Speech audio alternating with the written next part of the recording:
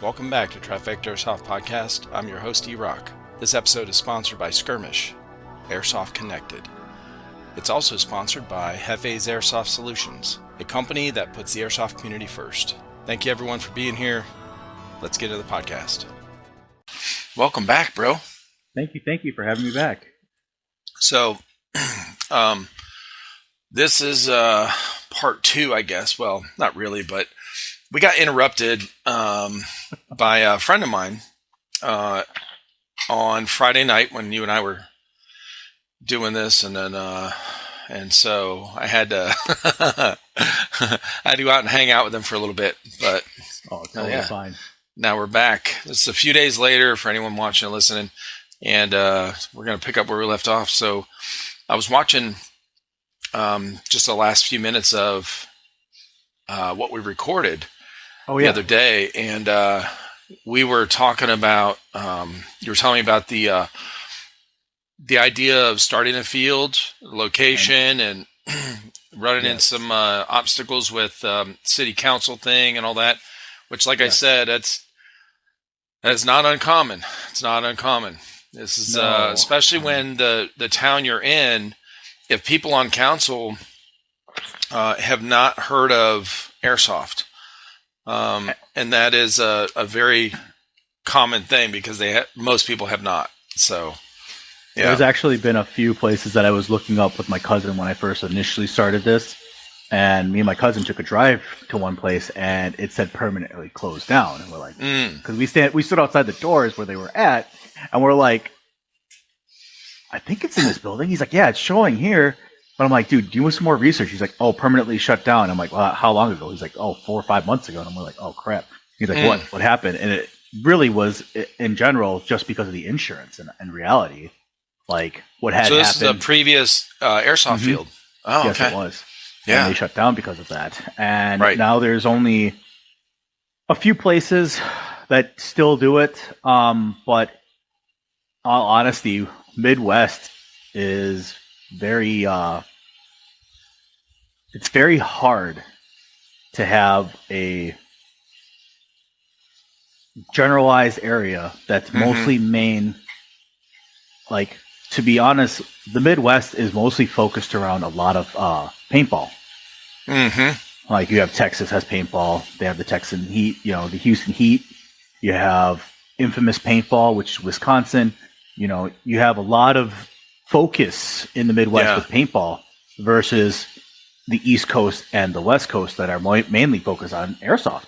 Right. And with having Wisconsin and, Indiana being one, and, certain areas here and there that have airsoft, it's still kind of like an upcoming sport from what I'm understanding, because with paintball, you can see your hits, I mean, I just got done playing paintball actually this past weekend with a friend of mine, and like we've been watching a lot of videos, and like we were like, people came up to us and were like, hey, you guys are really good, like what's the difference? And we're like, oh, we came from airsoft on a competitive team, and we're going, we're playing paintball at the same time so we can get more practice in and stuff like that. And they're like, yeah, we can tell that you guys know what you're doing. He's like, one of the refs goes, how'd you know to call the ref over if you haven't played paintball before? And I'm like, oh, I played back when I was a kid. But he's like, yeah, but this is like, like these aren't like something that, newbies know. Like when newbies get hit, they're like, or they want, the newbies don't really know. They're not really, calling their hits or whatever because they just want to play the game. Yeah. But like, I had a couple balls bounce off me, and I was like, I couldn't see because you have a mask and you're like, oh yeah, you're looking. So I was like, I looked and I'm like, okay, hold up. And I'm sitting there, I'm hiding behind a bunker, and I look and I go, ref. Ref comes running up to me, slides in, and he looks at me. I go, hey, I got hit. I don't know if I need any paint. So he's like sitting there checking me, and he's like, okay, you're good. And I'm like, cool. And then that's when the ref later on, he's like, hey, how did you know how to do that? And all this other stuff. And I like start telling him exactly what I'm saying now. And he's just like, yeah, that shows that you guys know what the hell you're doing. Yeah, because in paintball, most fields, the rule is if it doesn't break, it doesn't count. Yep. Right. Very, very much so. And me and my buddy, we got into it. We're really high, and we just got offered a team placing actually this weekend. to play for them. They're called the Arlington Outcasts, and For our paintball? actual yeah, our actual What? yeah. I'm not even kidding you. I'm not even kidding you. They are The guys these that you guys hung out with this weekend, like they saw how you yeah played and were like, okay, we want. Oh, that's yeah. awesome, dude. So me and him got picked up on a we got picked up on a paintball team, and they're called the Arlington Outcasts, Nice. and we got picked up right away as their sixth and seventh player and they have an actual tournament. We just got registered over the weekend. We got registered in the paintball league or whatever it's called, Yeah. and we just got added to the roster, and now we're going to a tournament which is in September. We're going to the NXL in the Windy City, which is being held in Chicago. Bro. So we're doing that, and then we're also doing a 3v3. And I mean, yeah, it's going from different from airsoft to paintball, but we're still doing airsoft as well. But we're finding like the fact that we're liking more of the competition, the competitiveness. Me and him work very well together. I mean, to be honest, and it's kind of like a running joke between the both of us. He calls me dad, and I'm like, all right, son. And he calls my wife mom sometimes for shits and giggles because he's 20 years old. He's a young cat, but he legitimately reminds me of exactly myself. Me and my wife being 31, I'm being 36. Well, about to be 36. And, it's like a big 16-year gap. So, technically in reality could be, but I mean, in all honesty, no. I mean, good. But I mean, that's the running joke we have between each other. But in the end of the day, it's kind of funny because the things that have transpired with what's going on with myself. I mean, I found a new passion, but I'm still an airsofter through and through. I'm still going to be able to help the Tundra Reapers, the team that I started with another friend. We'll I mean, that's not going to take away. It's only going to make you better because you guys go out there and play this other. It's so similar. Paintball is so similar to competitive airsoft. It is. It's only going to make you better. Yes, it's not going to take away from it or hurt you or whatever. So, and that's the thing that we started learning with airsoft or with paintball. Yes, the Midwest is more dominant with paintball, but you're able to go on to bunkers and play on the snake, and play in like the competitiveness of the paintball world. But if you're an airsofter and you're a speedsoft guy and you want to be able to jump in there and do all the stuff that they're seeing on YouTube and all those other guys doing the competition for airsoft and the CSL tournaments and the NSL tournaments, and they're holding up with the bunkers and the snakes and all other stuff, and you're jumping in as a fresh team not knowing what the hell you're doing. Paintball is another way of actually getting ready to adapt to those things because that environment, that field-like play, you're doing it. Yes, it is expensive. Yes, but if you use it like once every 2 weeks for paintball, save up some money, do some money. Hey guys, we're all going to do paintball this weekend so we can go out there and get out on the field on the snakes and call the Dorito, call the cans, call the 50, call your call outs, get used to doing something. Yeah, you might get a little pain on you, but at the end of the day, when you transition to going to NSL and CSL and all those like big name tournaments that have the inflatables and have that kind of stuff, you know what the hell you're doing. You know what the hell you're talking about. Your team is more of a unit than rather, all over the place. And that's what, most of my teammates that I have, they said, yeah, we'll do paintball with you guys. And then some were like, yeah, no, we just want to stick with airsoft. And we totally understand. But, there are times where we have our practices where it's like, hey guys, meet at, this place where we're going to meet together and we're going to have practice together. Or we're going to go on this weekend where we know that their field is open. Yeah, it's a milsim kind of stuff. But again, we use it for, cohesion and building up. Exactly. Just what we need to do. I mean, with my military background, I help them understand a little bit more. But I mean, we also keep conditioning to ourselves and making sure that, I mean, don't get me wrong, I'm old and fat, so my big ass is just gonna fucking just, I huff and puff. So I had an overheat in one of the tournaments on it was I forgot what it was. It was being one of the big 5-man team one tournaments being held down in Indiana at Shot Zone.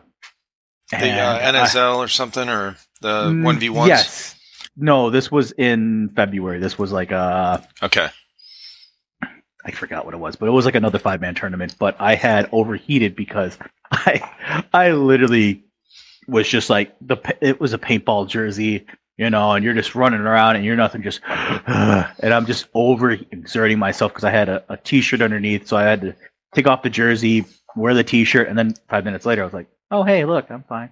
I know what I'm doing now. I'm able. It was a sweater holding me back. So.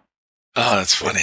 Yeah, but back to with my business, it's like I said before, I'm hit a roadblock because I've just constantly having issues with the townspeople, and it hurts the community when you see other store, like when you go to another airsoft store that is an hour. There's a place called Mere Tactical that has high kappas. They have they have really good builds. They have a lot of stuff that's for airsofters. Mostly milsim guys, but you have the high kappas you can buy there. You can get the Speed Soft magazines and stuff like that, or you go to the place that's up here that they don't really, to be honest, they hold zero when it comes to anything with high kappa parts or anything. You have to travel or go online. And I was going to say, when you open your field, are you planning on having a store as well? Yes, I'm. Okay. So I already have Evike.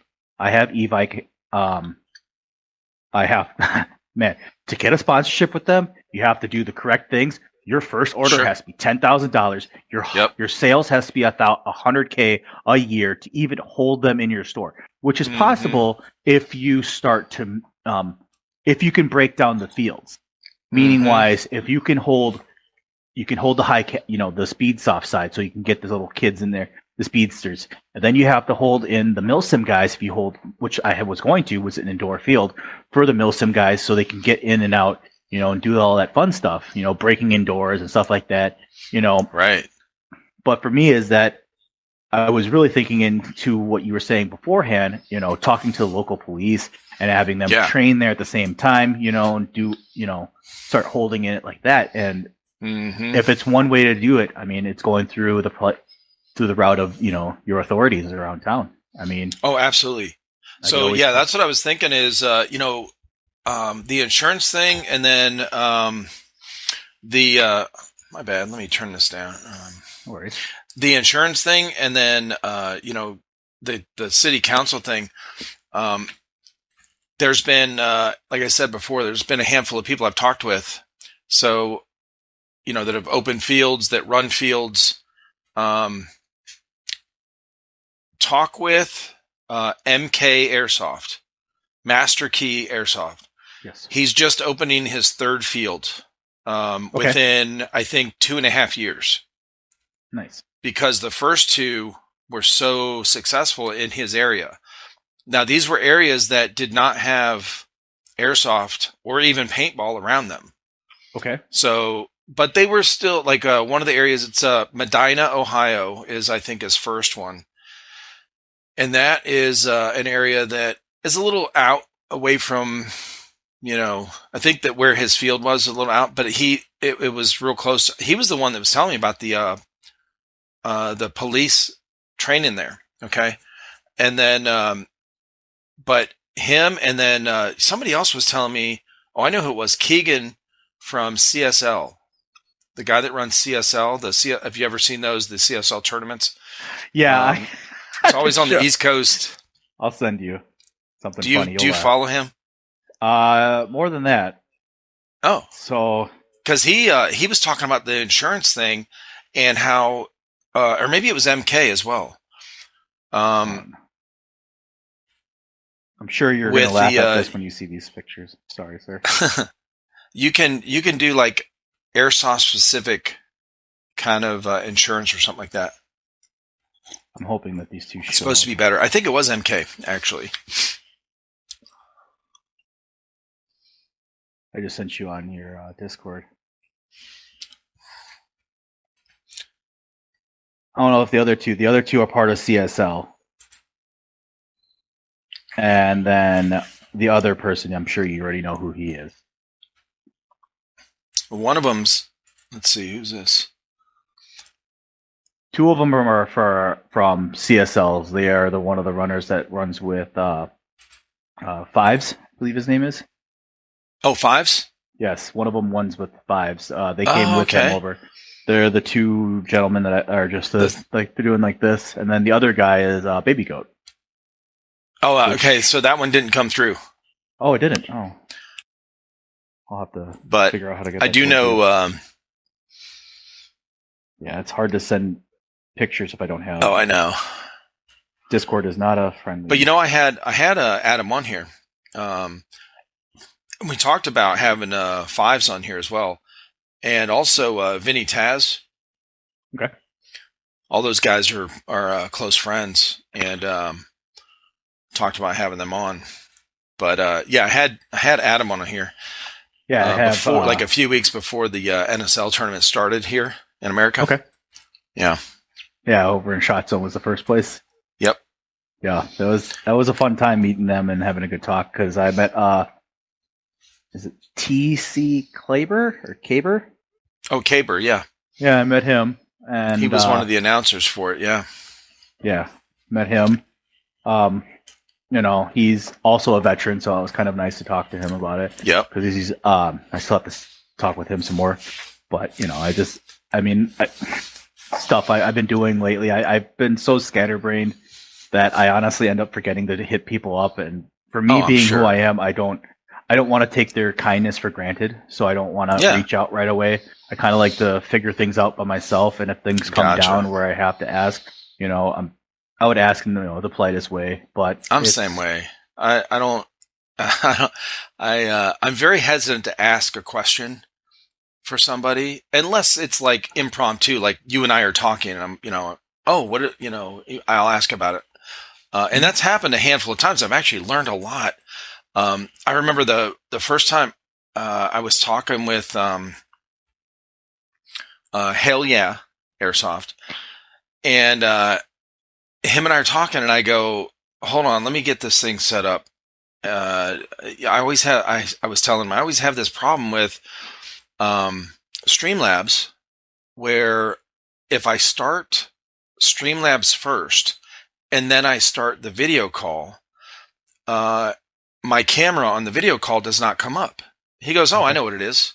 He goes, "Do you have your camera turned on any of your, do you know how you have your scenes set up on OBS?" I said, "Yeah, I have like 4 scenes, saved."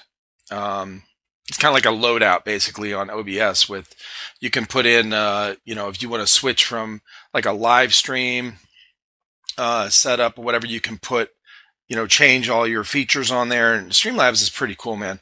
But so anyway, I was like, "Yeah, I have my camera on and like 2 of them." He's like, "That's why." He goes, you're it's fighting over who's going to be in control of the camera." I was like, "Oh."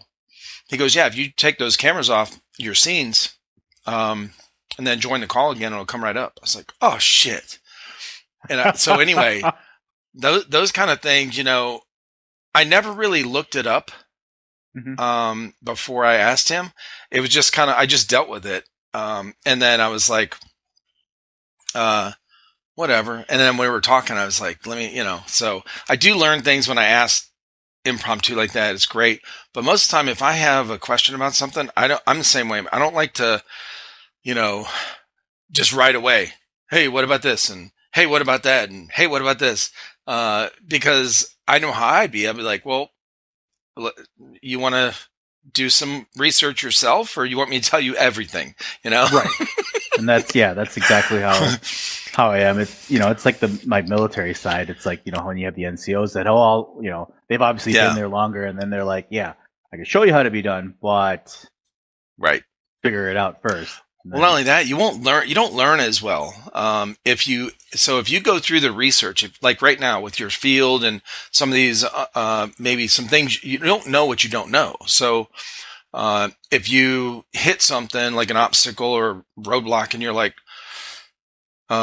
you do some research and then you really kind of like, I don't really know how to search this thing, like specifically, it's too convoluted. I don't know, it's too messy or whatever. It's like hard to, and then you can ask a question like, "Hey, look, I've looked this up. I've looked that up. What do I do with this?" it seems like it's a lot, but you're ready to learn in that state as well, because you're like, I really need an answer here to this, a solution to the problem. Oh yeah, I totally agree with you. It's I've always said one of my favorite lines for anybody is I always say knowledge is power, Oh, absolutely. and that's like my favorite thing is to always learn everything I can or know something that's going on or just keep it in, something that I know. And it's always fun to keep doing stuff like that because it's helpful for the people that you want to teach, Sure. There's one individual that, I'm trying to teach him how to become a leader. I'm trying to teach him the ways of, trying to, how do I put this? Trying to be a better, because he took over the captain position of our team. Gotcha. I gave it over to him, but he's still young. But I gave it to him, and he's very green behind the ears. Mm-hmm. Like when it comes to leading someone, like a lot of people, aren't born leaders, and some people are born leaders, and some people are, they just have to take time to learn how to do it. I remember one time, like with leadership, you have to ease into your guys. You have to be, calm, collect. You have to learn how to teach them and bring them up. The first tournament, he was a captain of us. He came up to me and like he pulled me up to the side and he goes, "What are you doing? You're not listening to what I'm telling you to do. You're not covering my back. I keep getting in there and then I get shot right away." And I'm like sitting there, I'm like, "Huh? You're getting shot, really? Because you're running all the way to the 50 and you're not sitting there going slow and smooth into the situation you need to. You're not reading the angles. And you watch the video, I'm sitting there and I turn and I'm shooting right behind him, shooting the people that's shooting at him, but they're getting different angles on him. So he's always constantly thinking it's my fault. And then I pulled him off to the side. I just, looked at him, pulled off the side, went, smiled. You know what? I'll do my best, man. That's all. I put a smile onto him, and then I pulled him off to the side, and I just ripped into him. Yeah. I ripped into him, and I'm like, you don't ever fucking like you're getting shot because you're not playing smart, bro. Yeah, and that was the thing. And I told him, I go, "You're not captain material. You're not fucking listening to me. You want me to be your mentor. You want me to teach you, but yet you're yelling at the person that feeds you the information. You're not doing anything by blaming it on others when you're not doing it yourself. You're not meant to be a captain if you can't listen to the person that's been in the situations that were there, that was leading people. You say you do all these other sports when you were in high school, but your sports didn't lead up to you being a captain. I mean, he was a cross-country guy. So in reality, that's more or less an individual sport. It's an individual sport. Mm-hmm. Exactly. My buddy, that followed me we both followed each other to paintball. Yeah. He was a baseball player. He was a captain of a baseball team. So he understood me personally on how I was leading and teaching everybody. But then everybody was so fixated on being, under the guy that I was trying to mentor as being a leader. But when I took over our team initially, I felt like no one respected me. No one cared to listen to me because they were all over under him. Because he was just too. It was hard and frustrating because it was just. What makes you a good person and a good leader? Yes, you have to be friends with everybody else, but you also need to know when it's time to lead and delegate and, how do I put this? Praise and be blunt. Right. You have to be able to differentiate the two, but that's how I was. I tried to teach him that and everything. And right now, he kind of, again, like he sent me a text message today, and he explained, he goes, "Hey, just checking in, just want to make sure you're fine, and all this other stuff." And I wrote him back like a long message. I'm like, "Hey dude, I'm a captain of the paintball team. Lucas is, the vice captain of the paintball team. You're the captain of the airsoft team. You don't need to sit there and try to talk with me as if I'm one of your teammates or one of someone. What I mean by teammates, you don't have to see me as one of your peers underneath you. You have to see me as an equal. You don't talk to me like you're checking up on me, doing a health and welfare check on me. You have to see Right, me as right. just you have to see me as a friend than versus an underling. And he's like, oh, okay. And it's like, no, you don't understand. Because if you don't see that, you're not Yeah. going to gain the respect of the men around you.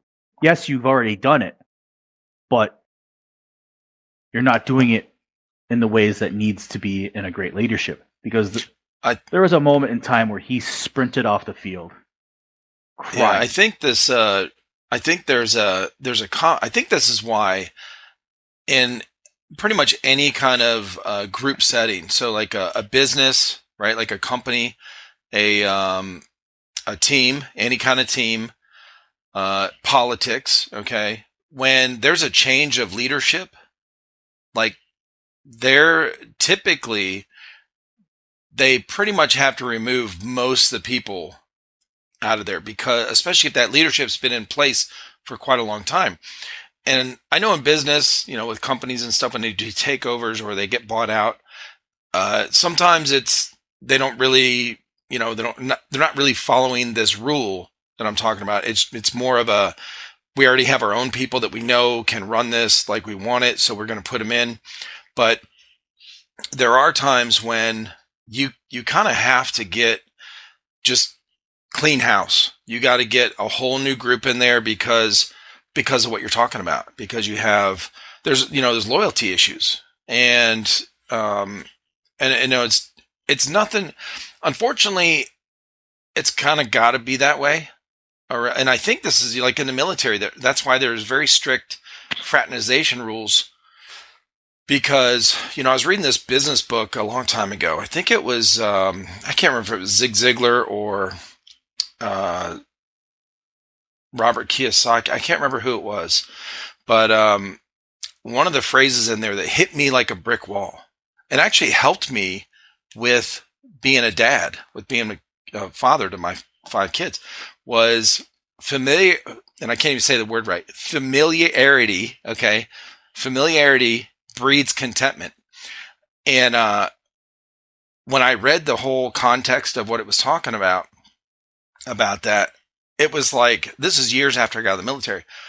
I was like, holy shit, that's why they're so strict about fraternization in the military.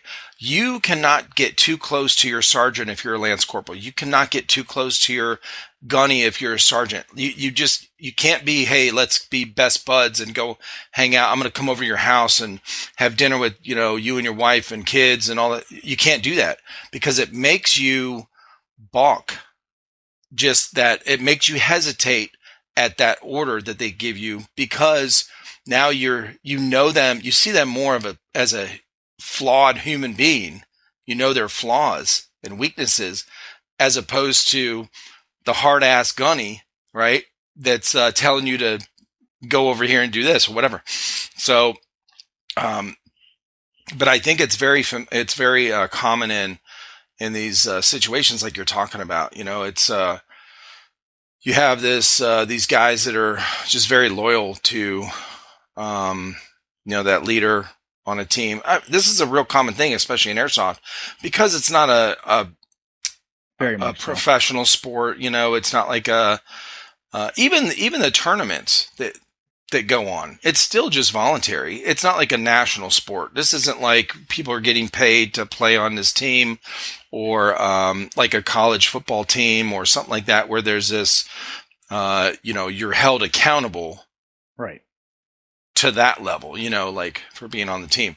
So it's like teams come and go a lot. In fact, there's probably maybe more than half of the people I've talked with that are on airsoft team, like speedsoft teams.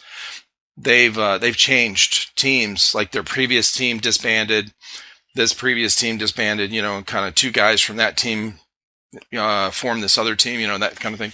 Very common story. So what you're saying is I've heard quite often. So yeah, that's not everyone is made to be a leader. No. If you're a hothead, you can't be a leader. Like you just cannot lead a team if you're a hothead. It's just not going to work out good. That's what they call me, is a hothead. But the hotheadness in me is because I've been raised and bred when I was in the military, you know. Yeah. My hotheadedness is because I protect my men. I, you know, do anything to do what I can. I'll take my shirt off for them. I'll do anything I have to, you know, for my men. Protect Take your shirt off for us? Yes. I mean, you see the fat. I mean, you're going to see a Buddha, but You're going to take the shirt off for everybody and rub your nipples and but in a serious way though, it's like you have to be ready to do anything for your men when it comes down to being a leader. You have to show and upstand. You got to uphold yourself. You know, for me personally, I'll bring in something kind of personal. One of my guys was getting threatened by a group of other airsofters. Yeah. You know, none of the guys on my team, or only me and my buddy, heard exactly what was being said. Right. You know, they're like, this fucking guy's trying to get me kicked out of this fucking field. Fuck these kid. You know, you know what? Fuck that. Let's wait till he gets out here tonight and we'll jump his ass and we'll beat him down. Me being who I am and being the protector and the adult that I am, that don't cut it. You're going to jump a 16-year-old kid because he turned you in for grabbing his weapon and throwing it on the ground? Yeah. Like, who the fuck are you to start breaking other people's hard-earned stuff, you know, and then, you know, go around saying you're going to beat the hell out of a kid? Yeah. You know? So I was, you know, I know they're 18. I know what their ages are. 18, 19-year-old kids get ready to jump a 16-year-old kid. So right. They're adults. I'm going to play it as an adult because I was raised by two hard-earned asshole uncles and a mom that, you know, told us, you don't take shit from nobody. If you're going to get into a fight, make sure that they don't get back up, you know. That was the era that I was raised in. You know, Sure. 80s and 90s era was stand up, protect yourself. You know, I'm not this keyboard warrior where I'm going to sit there and, oh my God, these guys are doing... No, I'm not going to do that. I'm going to tell you to your face. And that's what I did. I said, looked right at him. I go, you're going to fuck with my kid. You're going to fuck with a 16-year-old little mother... You are going to fuck with a 16-year-old kid. How old do you think you are? I go, are you younger than me? Or are you older than me? Or are you the same age as this kid? Because I'm not going to set... And then the kid's like, oh, I didn't say shit. I'm like, yes, you did. You threatened to fucking jump one of my guys. Guess what? Don't fuck with him. Fuck with me. Fuck with the adult, the same age as we're an adult. So let's go at each other. Let's kick the shit out of each other. And we'll take this on and do this other shit. You know? Don't take your anger. I could take all you little shits all there. You're a little 7 guys versus me. That's fine. At least I know that your asses are going to get kicked, not a 16-year-old kid. That's the difference between what I did for what my team was. And my team saw that, you know, and they're like, dude, you just threatened to kick the shit out of him. Like, yeah, because the kid caught it on, he's got it on his GoPro. Minor. Yeah, and they got him on GoPro, and they show it to the owner, and the owner doesn't do anything. That's the thing. The owner didn't do anything. Just told, if this happens again, you guys are going to get kicked out. You're going to say you're going to kick out somebody? And then pull me off to the side with the other guy that I threatened because he was ready to jump and beat the hell out of him, and he's got it on camera saying that he's going to jump and kick the shit out of the 16-year-old kid, and you're going to tell me I'm going to get banned and kicked out, and you're going to let the other kid play. So I was like, how does that figure out? Yeah. You got 2 adults arguing, and you're going to kick out the guy that was standing up for a 16-year-old kid. While you had 18 and 19-year-old kids getting ready to jump a 16-year-old boy. Yeah. Like, well, you know how it is, man. I mean, you know, if you don't get punished for words, you get punished for action. So if they didn't do it, then it's different. You know what I mean? Right. But like a couple of the guys stayed there and they saw what happened. Like the kids, almost like 5 of them ended up packing up and waiting. Which I'm sure if in an airsoft, especially an indoor field, if everyone got you know, banned for, you know, yelling at each other and threatening and stuff, there'd be nobody playing at that field. Exactly. And because there's a lot of that goes on, you know, it's just in the heat of the moment or whatever, but right. And I took the 1 month ban. I did. I took the ban, you know, I was later came back and they were like woken arms back to me. They're like, oh, hey, look, he's back. I'm like, can I come play? And they're like, your money's not welcome. I'm like, oh shit. Okay. Well, shit. I'll go. And then they're like, "No, we're fucking with you. Come on back, dude. Like seriously." Okay. You're like they were fucking with me, and then it went back to being like we were cool. back before. Like they were really nice guys and everything. They're like, "Hey, just you know," and like some of the younger kids And I know for a fact the other guy, the one that I was talking about that took the captain position, all they see is now is that I was a hothead for standing up. They're like, yeah, you could have looked it out and talked to people, talked them down about it. But that's not the one generation I was raised in. Yeah. Actions show more than words. If you're going to sit there and protect and say this and that, oh, it looks nice and fine and dandy, but then the kid gets jumped and gets his ass beat. What are you going to do about it by not doing what you're supposed to do initially? Was supposed to stand up for him and tell him and, puff your chest up. Yeah, it's a different era, but for me, I can't stand by when someone is threatened. I raised my right hand. I swore I would protect this country from foreign and domestic. And if it sounds weird and crazy, but I'm going to stand up for a kid that's going to get not in trouble. But that's what happened on that point. I mean, I know I went off the storyline, but no, you're good, man. That's why I'm called a hothead. Because luckily that's we don't. It's just a game, and it's not. Hopefully, it's not that serious. Most of the times most of the stories I've heard about these altercations like this, it doesn't turn into anything. It's it's a bunch of arguing, and that's it. And of course, we've the things that do turn into something. Most of us have seen the videos of what happens when somebody gets full autoed, 10 feet away because, that's just what instead of throwing punches, everybody switches to full auto and just blasts each other. And then, the rare occasion that somebody tries to hit somebody with their airsoft gun, like a bat or something. That's, I've seen videos of that, but, I know what you're talking about. I've seen that one. Yeah. And, sometimes the dad is there and he's going to, try to step in and protect his 15-year-old from a 16-year-old. But, it's a real common thing. It just happens. But, so about your field, like since we talked, Friday, are you, so what kind of direction you think you're going to go? What kind of solution or options do you have? So on Monday, I actually I talked to my lawyer. I went over. Yeah. He's in downtown Milwaukee. I drove over there. This was like right after Easter Sunday and stuff like that. Yeah. Or no, wait, that was last week. God, I'm so sorry. Dates are all out of my head right now. Oh, it's all out of whack. I know. Monday, because I just came off spring break and I'm back to school and I've literally just went to full school mood. But I digress. What are you studying? What are you studying right now? So I'm studying, my major is in business and I'm working for my master's right now in business. Awesome. I'm, just ready. I'm in the master program, in the master degree program right now. I've already got I've already got my bachelor's. I'm just working on the master degree. Gotcha. Part of it. I just want to have a better understanding of business because sure.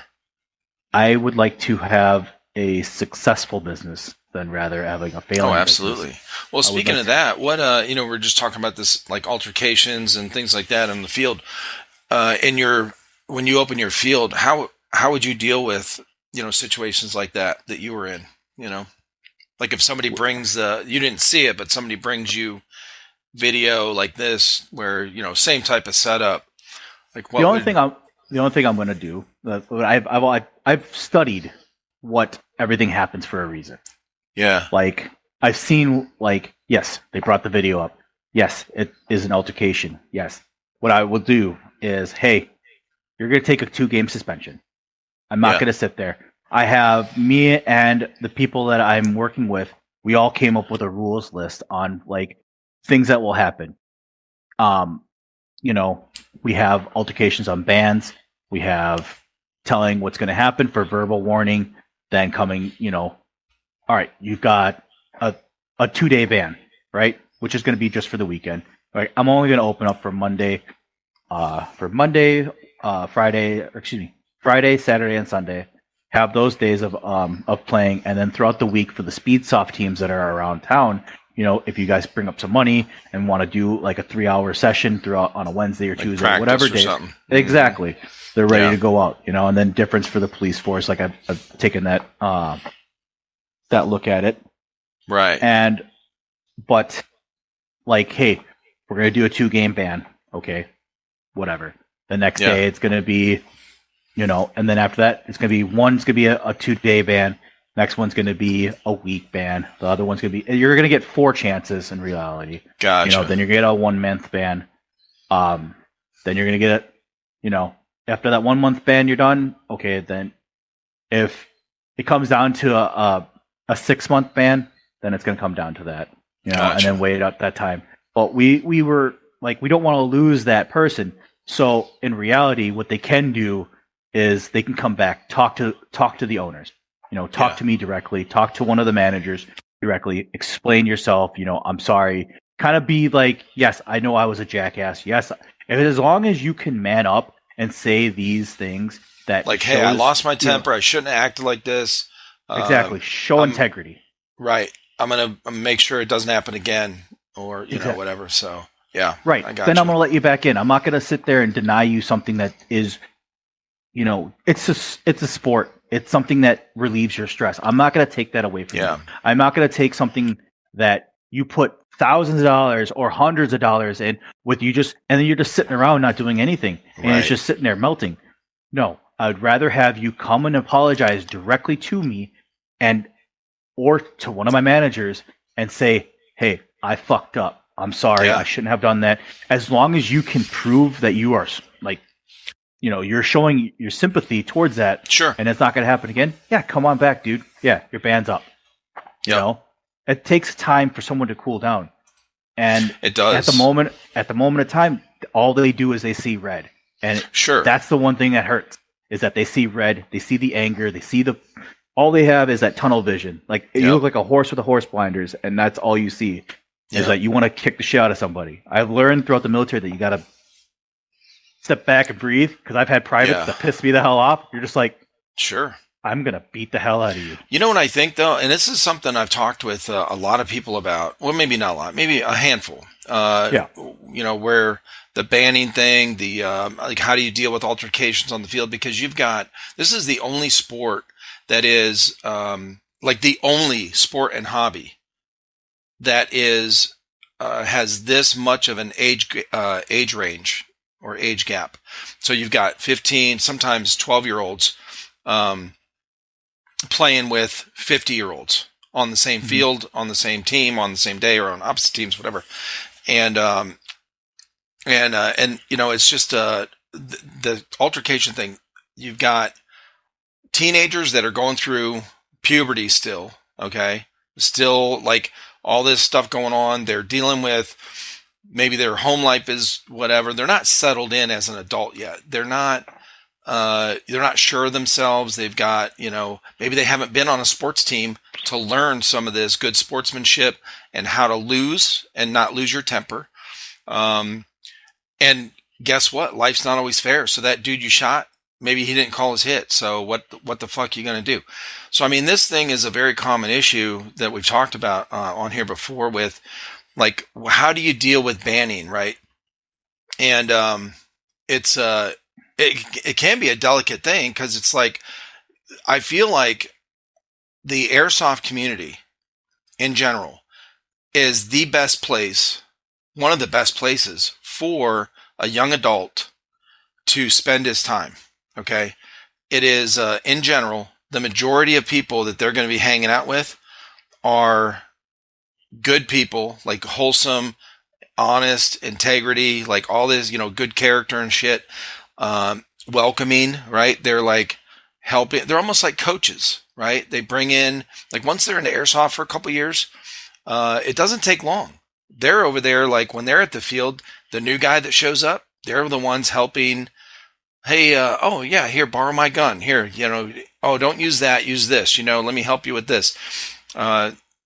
Very, very much open to that kind of thing, and they're just generally good people in real life, off the field as well.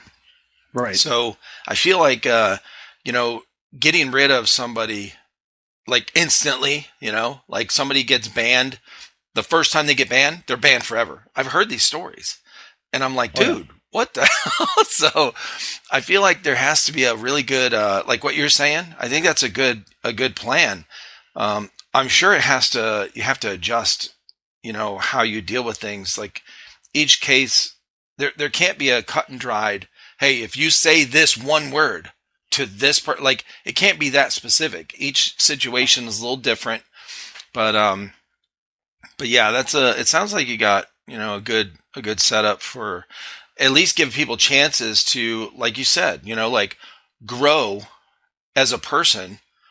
Because if you just ban them completely and then there's no chance of them coming back, they're like, well, then they're just going to be bitter like the whole time. They're never really going to get over it, and they're never going to learn from it. Right. Exactly. And Mm-hmm. that's something I've learned from the people that I've worked with trying to build this airsoft company Right. and get everything else, is because people I talk to, and it's their experiences that is making me stronger. Because if I can't implement these rules and these, I guess you want to call them laws for Yeah. this stuff, like, then it doesn't build anything around. It's you're gonna, like you said, they're gonna they're gonna be bitter. They're not gonna be, Mm-hmm. they're not gonna have any fun. They're gonna, oh, where we're gonna go next? We gotta drive 3 hours, 2 hours, an hour and some Yeah. odd minutes away. When the nearest place is right here, and this guy, as long as you come up and say, hey, I screwed up. I'm sorry. I really won't let that happen again. I was just having a bad day. Everybody has those moments. Sure. As long as you can admit to yourself that you need to fix yourself, Yeah. that's all I want to have, because then that builds character and that builds a better person in general. Do they learn? It's a 50-50. It's Right. honestly yes or no. And Mm-hmm. that's the only way you can take it. Then, And sometimes it might take a few years. Like if they're 17 and they're, they fuck up and then they come back and then they do it again and then they come back and they do it again. It's like, maybe they just need a few years, just for that person, they might be like, 5 years later, they get back into airsoft and they're like, okay, I was really dumb then, really just emotional and, let my emotions rule me instead of, logic. But, and now they're better, who knows? Oh yeah. And like in general, like airsoft is like, yeah, you got to call your hits. Yeah, you got to do the right thing, but sometimes it's not noticeable when you're wearing all that extra armor or you're Yeah. wearing that extra stuff, because sometimes you don't hear it because you're caught in the moment. I understand that. Right. When I was playing before, I was just playing with just a chest harness, and most of my body was covered up with my ACUs I was wearing. Yeah. And then boom, I'd get hit. I wouldn't feel it because it's ACUs, and a BB Do you doesn't think- sometimes help. Well, let me ask you this. Do you think at a field, do you think that having some kind of like a cost or not costume, like uniform requirement would help with people calling hits? What I mean is not allowing people to use a full ass plate carrier or something that covers their front and back. And I've seen these one, like the HPA, they have to wear a backpack. Yep. There's no way that they're going to feel it on their backpack with a tank there. And they have if they're wearing a dye mask, because you know more than most people, in when in a heated situation, right? Your adrenaline starts going. You don't hear as well when there's a bunch of shit going on, because your ears, like your blood is pumping. You can hear the blood flow through your ears, like, that swoosh. And especially, like me, I have super bad ringing in my ears anyway. So Yeah, mine's my right I'm one. sure you do too. But it's like, I can't imagine these guys could feel that on their back. So it's, I wonder if, because when me and my buddies play paintball, now paintballs are a lot heavier, so you feel that thwap when it hits you, even if you have, I gear know. on and I've got a cut right here. I mean, they're no joke. But yeah, I wonder if we always played with jeans and t-shirts and shit like that, and we wear hoodies sometimes, if it was colder out, but you still felt it. And I feel like if you went to an indoor field, maybe just indoor field, if and I'm just kind of brainstorming here, but if there was a requirement that you were not allowed to wear, like it limited the amount of clothes you could wear. And I know people would go, "Oh, I don't want to go because I don't want to get hurt." Like, well, then how about you play smart so you don't get shot as much? But at least when you do get shot, people are going to go, like we do in paintball, like, oh shit. Well, I would require like that would be a good call. I didn't really think of that, but like for something for alongside for the speed soft side, that would be fun to keep it that like loose clothing, so you're able to see your hits, you're able to call them. Not like a heavy sweater or something like that. Right. You got like a light, kind of lightweight material, so you're able to feel it. Yeah, you might not feel it in your backpack because you got one, because the gun requires you to have that, Right. that hookup, which it's understandable unless you're wearing a waist strap. Then it's a little bit different because then you're able to hit the backs. But these companies, you got Speedsoft, you got QBsoft, you have now you got HK Army doing all this with these backpacks. They're kind of like going at it where from my understanding, from what I'm looking at it, and this is just me thinking outside the box because military side just kicks in, and why are they carrying a backpack? Because they have all this extra stuff. It's just them being able to carry a higher, more powerful tank, the different regulator on there, able to carry a more air tank, more sufficient like tank, so that they're able to carry. When in reality, they sell all these belt systems where it's a lot easier to slide a small tank, but then you're constantly filling up. That's the issue that they're having is filling up, because some places don't offer free air. They have to, you have to constantly pay $5 to $3, to keep filling up your tanks. And people are like, well, shit, I got to go fill up my tank. I got to spend $3. Gotcha. I've been to this paintball place that's just, in Illinois, and they got a free air system. They got air systems all over the place here, so you can fill up your tanks. I mean, it's a different world, because I see what they're doing, because as a business person, that's money. You're seeing. Well, money. I mean, you got to pay for wear and tear on your tank and your hoses and your connections and all that shit. I understand that. I wonder if is it better to have that extra cost built into the cost of the daily cost. Okay, you go there for HPA, you pay a little bit more. Yep. To play. Exactly. So it covers your air all day.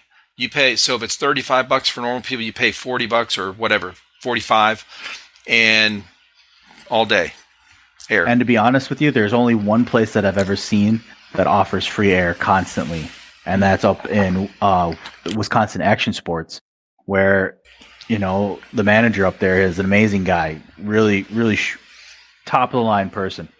He's got tri-level, he's got 2-level, open field, military style, where there's a bunch of connexes, buildings, and all. It's really freaking awesome.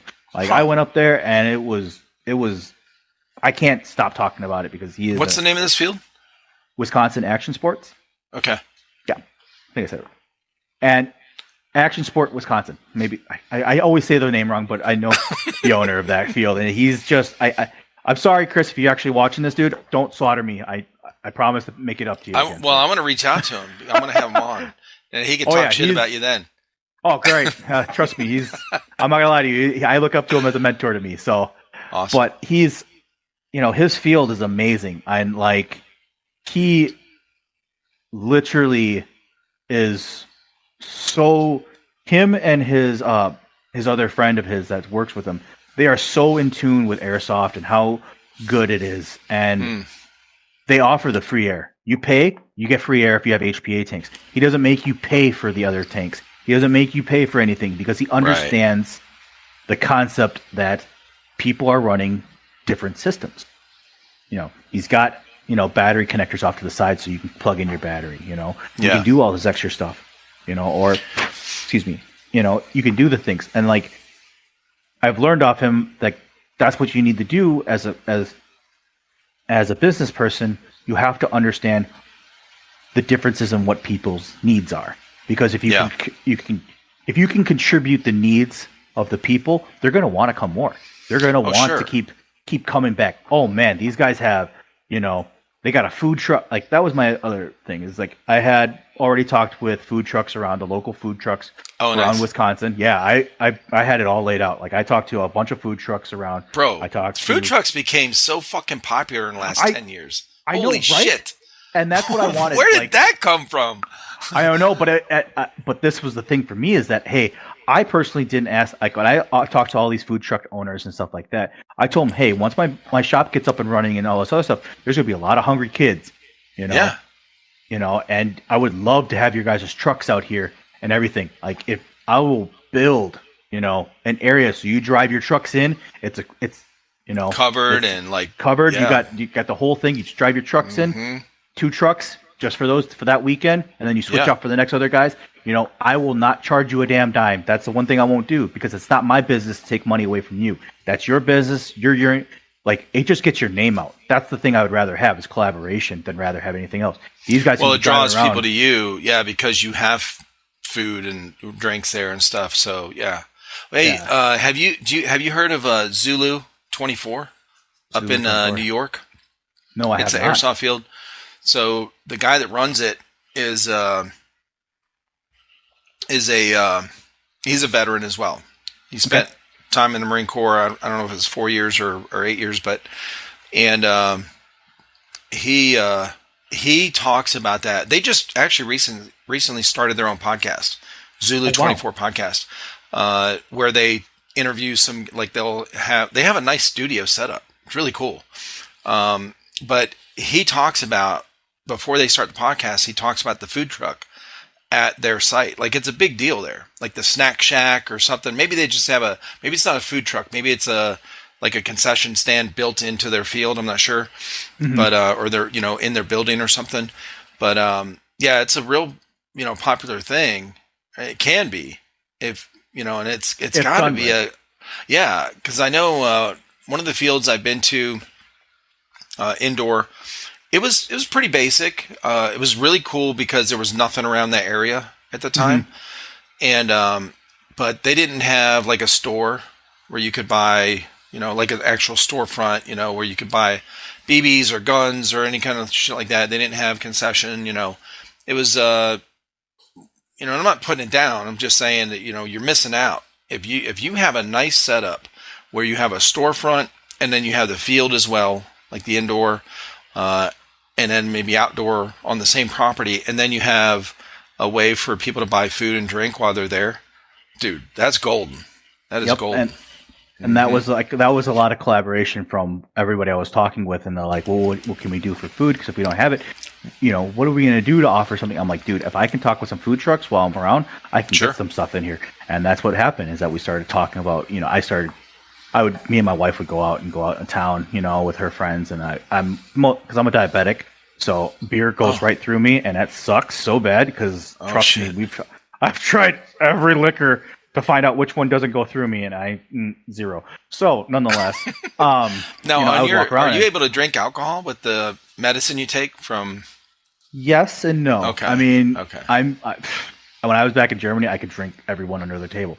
Now that I'm older and I'm fat and I got diabetes type 2, one beer, and literally it's, hey guys, I've got maybe one beer in the next 2 hours, and I got to go have, as we call it, the diarrhea, or, the fucking diabetes shits.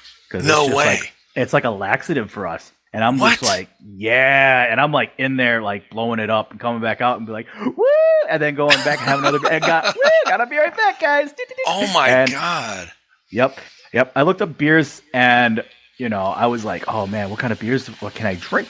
What kind of beers can I drink? Yeah. And I looked around, and I'm thinking to myself, like, I could drink this. And I looked up a whole list, and my wife's company, she works for Molson Coors. She works for the beer company. No shit. Yeah, I love it because it's fun, because I I can have tons of beer, but it just sits there and does nothing. So, Yeah. but I mean, I could drink certain beers that won't upset my stomach too much. You know, Right.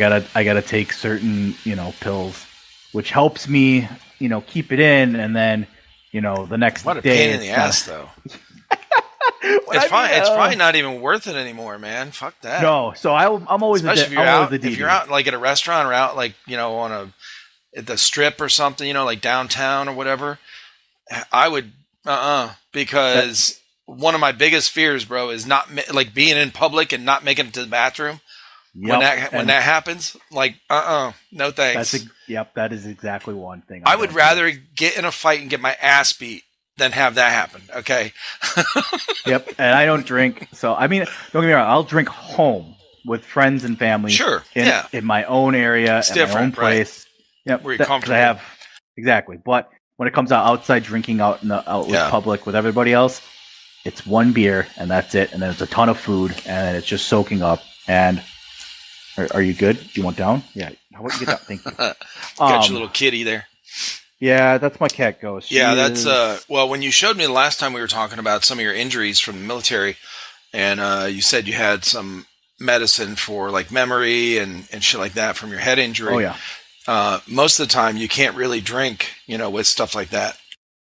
No, because it just So- it gives it a worse effect, and sometimes Yeah. it's really bad. And I've had moments when I was in the military, and I'm not proud to say this, but you're a young dumb soldier and you're drinking with your buddies, and they give you your first PTSD meds, and it says do not drink with alcohol, and you're like okay, and you're like I got my candy in me, you guys, let's go running around. Wait, let's drink together. Okay, and whoop. You're dozing, and like Oh, I'm like, sure. Oh no, but We had a friend of mine when I was in Japan. A friend of mine went to rehab, okay, because he fucked up, and actually he fucked up a couple times when he was drunk. And I mean, he didn't really mess up, like hurt somebody or nothing. He never showed up to. He never came back from out in town. He never came back to base. So that happened twice. If you know what it is, unauthorized absence, right? UA. So he got written up twice, got to page 11, and then they sent him to rehab. So, because he was getting shit-faced so much. And he comes out of rehab, and they had him on this medication. I would know the name if I heard it, but it's that stuff that's supposed to make you violently ill if you drink alcohol. Oh, wow. And, oh, yeah. So he comes out, and he thinks, that shit ain't gonna hurt me, Like he's this big time drinker, Marine. We're over there fucking running, 8 miles, 3 days a week, rucking packs and shit, all this. He's like, that ain't gonna hurt me. I think he had like 3 beers. Yeah. Fuck it. And we did a few shots too. Just all over, like projectile vomiting. It was bad. It was bad. He's like, oh shit. Yeah, it's pretty funny. So anyway, it's not worth it sometimes. Okay. No. The moral of the but story yeah. is, kids. All right, young adults out there, you start drinking. Sometimes it's not worth it. All right. Know your environment and don't take chances you don't have to. This episode is sponsored by Skirmish, the future of airsoft gameplay management. Are you ready to take airsoft to the next level? Skirmish's innovative gameplay solution keeps players and spectators engaged with real-time updates. Capture objectives, detonate targets, medic, and more at skirmish-enabled fields. Skirmish tracks every action so you don't have to. Review past games, action by action, and follow your progress in national rankings. Phones are not required. If you want to find out more, head to skirmish.net and check out episode 157 of this podcast where I talk with the owner of Skirmish about how it started and how it works. Stay connected, my friends. This episode is also sponsored by JefesAirsoftSolutions.com. Are you looking for a company that puts the community first? Look no further than Jefes Airsoft Solutions. Their founding principle is to offer a way for players of all types to get the greatest experience possible. Their passion is to make a difference in the airsoft community and serve each of their customers with the utmost respect. Be part of the conversation by joining hundreds of fellow airsofters in their Discord server. Here you can find out about upcoming events, sales, giveaways, and more. Don't wait any longer. Join today and start enjoying all that Hefe's Airsoft Solutions has to offer. Together, we can make a difference in the community. Use the code Trifecta10 and save 10% on your next purchase at hefesairsoft.solutions.com. Some exclusions apply. Oh yeah, and yeah, but the whole night thing, yeah, I just become the DD. I carry all the. It sounds weird to say this, but I carry all the girls' purses, so the girls can go out and dance and whatever. Usually, I sit at. So I'll sit at one of the tables, and I'll sit there with all the purses, and I'll be sitting like this, and I'll play video games on my phone or watch something on YouTube. Put my earphones in, you know. Oh, that's hilarious. Yeah, it's really funny because don't lie. You check out some of those purses, like, oh my god, this is so nice. No, it's not that. It's oh my god, what the hell is in here? A brick? Or you're carrying like you'll be sitting there and then be like, girls are like, oh, we're gonna move to the next bar, and I'm like. Awesome. My worst one is that we went to this gay bar and the girls like to go there and they get all ditzy and have fun and dance. I just sat there, all these purses. I sat down and playing poker on my phone, and I'm sitting there and this guy walks up to me. Hey, big boy. And that's exactly what they said. They're like, "Hey, you got them purses? Do you want to drink with us?" I'm like, "Yeah, no, that's not gonna happen. But thanks, you know." Come on. And I'm like, and I'm sitting there looking at my wife, like, "We need to go now. Like, James is done. Like, pack it up." But you know, the girls are living their best life. That's just the thing I do. But like, when we're out and about, I've seen the food trucks around, and that's where I got to thinking, "Oh shit, I should talk to these guys." And I started talking with them and getting their numbers and getting all their phone.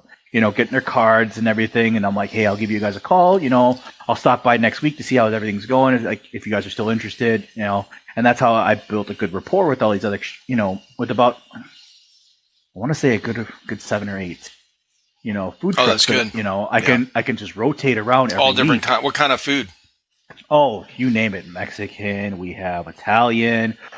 There's this really cool one called like a grilled cheese one. Where like they make it like Wisconsin cheese. It's a really cool looking weird like macaroni and cheese and grill, and they turn it into a sandwich and it's like grilled cheese, and then they have another like. Now, what kind of bread do they use? Is it thick? Sure. The thick sliced? Yeah, like the Texas toast. Some of them more like that. Yeah, some of them more like that. that piece of bread you get at Zaxby's. That shit's good, bro. That's the shit. Love Zaxby's. We don't have that here in the Midwest. I mean, we do if you go down towards Indiana. Okay. But I mean, oh man, Zaxby's is such a great place to eat. I'll fuck up me some chicken. But I digress. But you know, I built up with enough. Like we have American, Mexican, Chinese. My mom can make some food too if she wanted to. Nice. You know. And what kind of types? What nationality are you? I'm Filipino and Hawaiian. You're mixed, right? Yep. Filipino and Hawaiian? Yep. Dude, 2 great cultures for food. Oh yeah, definitely. And some of the military jokes I had were great, but you know, I digress with some of those ones. Some of them are pretty racy, and some of them aren't racy. But I mean, my favorite one of them all is we got a scare on our 3rd tour. And we didn't know if we had to go to Afghanistan or not to replace another battalion they had a brigade that had stood up right away, and they got demolished. They went from 115 or 20 over manpower. Like that's how much they had, like 20% more of capacity what they originally had. And then they deployed, and then in the first 3 months, I mean, they're fresh kids. Like they're brand new people. Nobody's got tours. And they get over there, and they're down to, like, not an exaggeration, down to 86% manpower. Just because of how many vehicles ended up getting destroyed. Damn, bro. Getting hurt. It was really bad because they just stood up, so they didn't have any power. But we got a scare when I was deployed, my brigade and another brigade, we didn't know which one was going to go. So we had to do all these Connex layouts and open up our shipping containers. You know, and over in Iraq, there's a bunch of Filipinos that either cut your hair. Some Iraqis cut the hair as well, but then there's like laundry people are Filipinos and stuff like that, or you know, people from Samoa, stuff like that, trying to get the green card, which is cool. It doesn't bother me. There was a lot of Filipinos in Okinawa when I was there. Yep, and that's what happened. So we were cutting open Connexes to find out what the hell was in one, and like. All my other NCOs and a couple of my soldiers and all of my platoon was like, "Hey, Valoria." I'm like, What? Like, hey, what happens if we cut open one of these Connexes and we find a bunch of fucking Filipinos in there? What are you gonna do? Fuck it, send their ass to work. I mean, shit, they need that green card, right?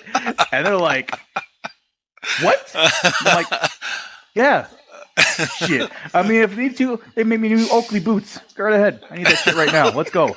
And they're like, I'm like, trust me, I've heard all. And like, right. I mean, that was the one thing that you had to learn too in the military. And that's one thing I've learned. Thick-skinned, bro. Exactly. You got to be super thick-skinned because where I was raised here in Wisconsin, and people look at me weird when I do the mitt, like, instead of being raised around, like, in the city or anything, no. They called me an Eskimo because I was literally raised all the way up in, like, the cold weather of Wisconsin, where my grandfather lived. And that was where me and my brother were raised, was literally in a bumfuck town, you know. Holy shit, okay. I had about, my major town was about, right now they got 2,000 people living in that town. When I was living there, they had maybe, I want to say like 800, 900 people in that town. Like, it was so small. There's 2 schools in that whole town, one high school, and it was a church school, and then there was a regular public school. And that was it. That's how the bus routes went around. We went and picked everybody up, and then everybody went to the one high school that was there, and that was it. That's all we had. Like, your best friend, literally down in the sticks out that way. Our little neighborhood where we had a huge, like, small little hospital and a ginormous. So horrible. That's crazy, bro. Yeah, it was really stick, and like, no joke, 2 black families. Yeah. My side of the family, so, and then there was 3 other Asian families, and that was it. Yeah. That was it. Like, 1 Filipino family, and then like 2 Chinese or some other Asian family that was up there that was with us, and that was it. That was like legit it. Like, I can remember these guys' names perfectly because my principal's last name was Hobian, so we had Mr. Hobian, and like, you'd walk downstairs and go into the principal's office, and he had the old school fucking paddle sitting there like this and across. Oh, shit! Yeah, man. I mean, like, our computers were like old school floppy disk, word muncher, Oregon Trail. You know, like, that was my computer room. Like, our computer room was literally no more than the size of this room, stretched out with computers down one side, and that's how the kids were. And the teacher just walked back and forth and shit. And that's how I was raised. Like, I was raised. Oh, dude, when I went to elementary school, that fucking that paddle found my ass numerous times. Yup, I won't lie. I was still in that era of getting your ass whooped. I'm telling you, bro. People that don't know what that feels like, a wooden, a slap of wood slapping your ass like that, bro. This paddle was, and it has holes in it. Okay. Oh, I know. This dude, Mr. Ty, was his our principal's name, and he was very tall. Like, really tall, a lot taller than everyone else. I think he was like 6'7" or something like that. Yeah. And I mean, but he's super skinny, but really strict. I mean, really strict. When I watch these prison shows and cop shows and stuff now, and I see the warden at some of these prisons, that's what he reminds me of. He was fair. Obviously, it's elementary school, but right. But he would not hesitate. If the teacher dragged you down to the office by your collar, bro, you're getting swatted, okay? And then they call your parent and say, you call your mom, hey, we had to spank your kid. And parents were like, okay, like, yeah, they're probably bad, so smack the shit out of them. And that thing fucking hurts, bro, compared to like getting spanked with a hand, if your dad swats you or something.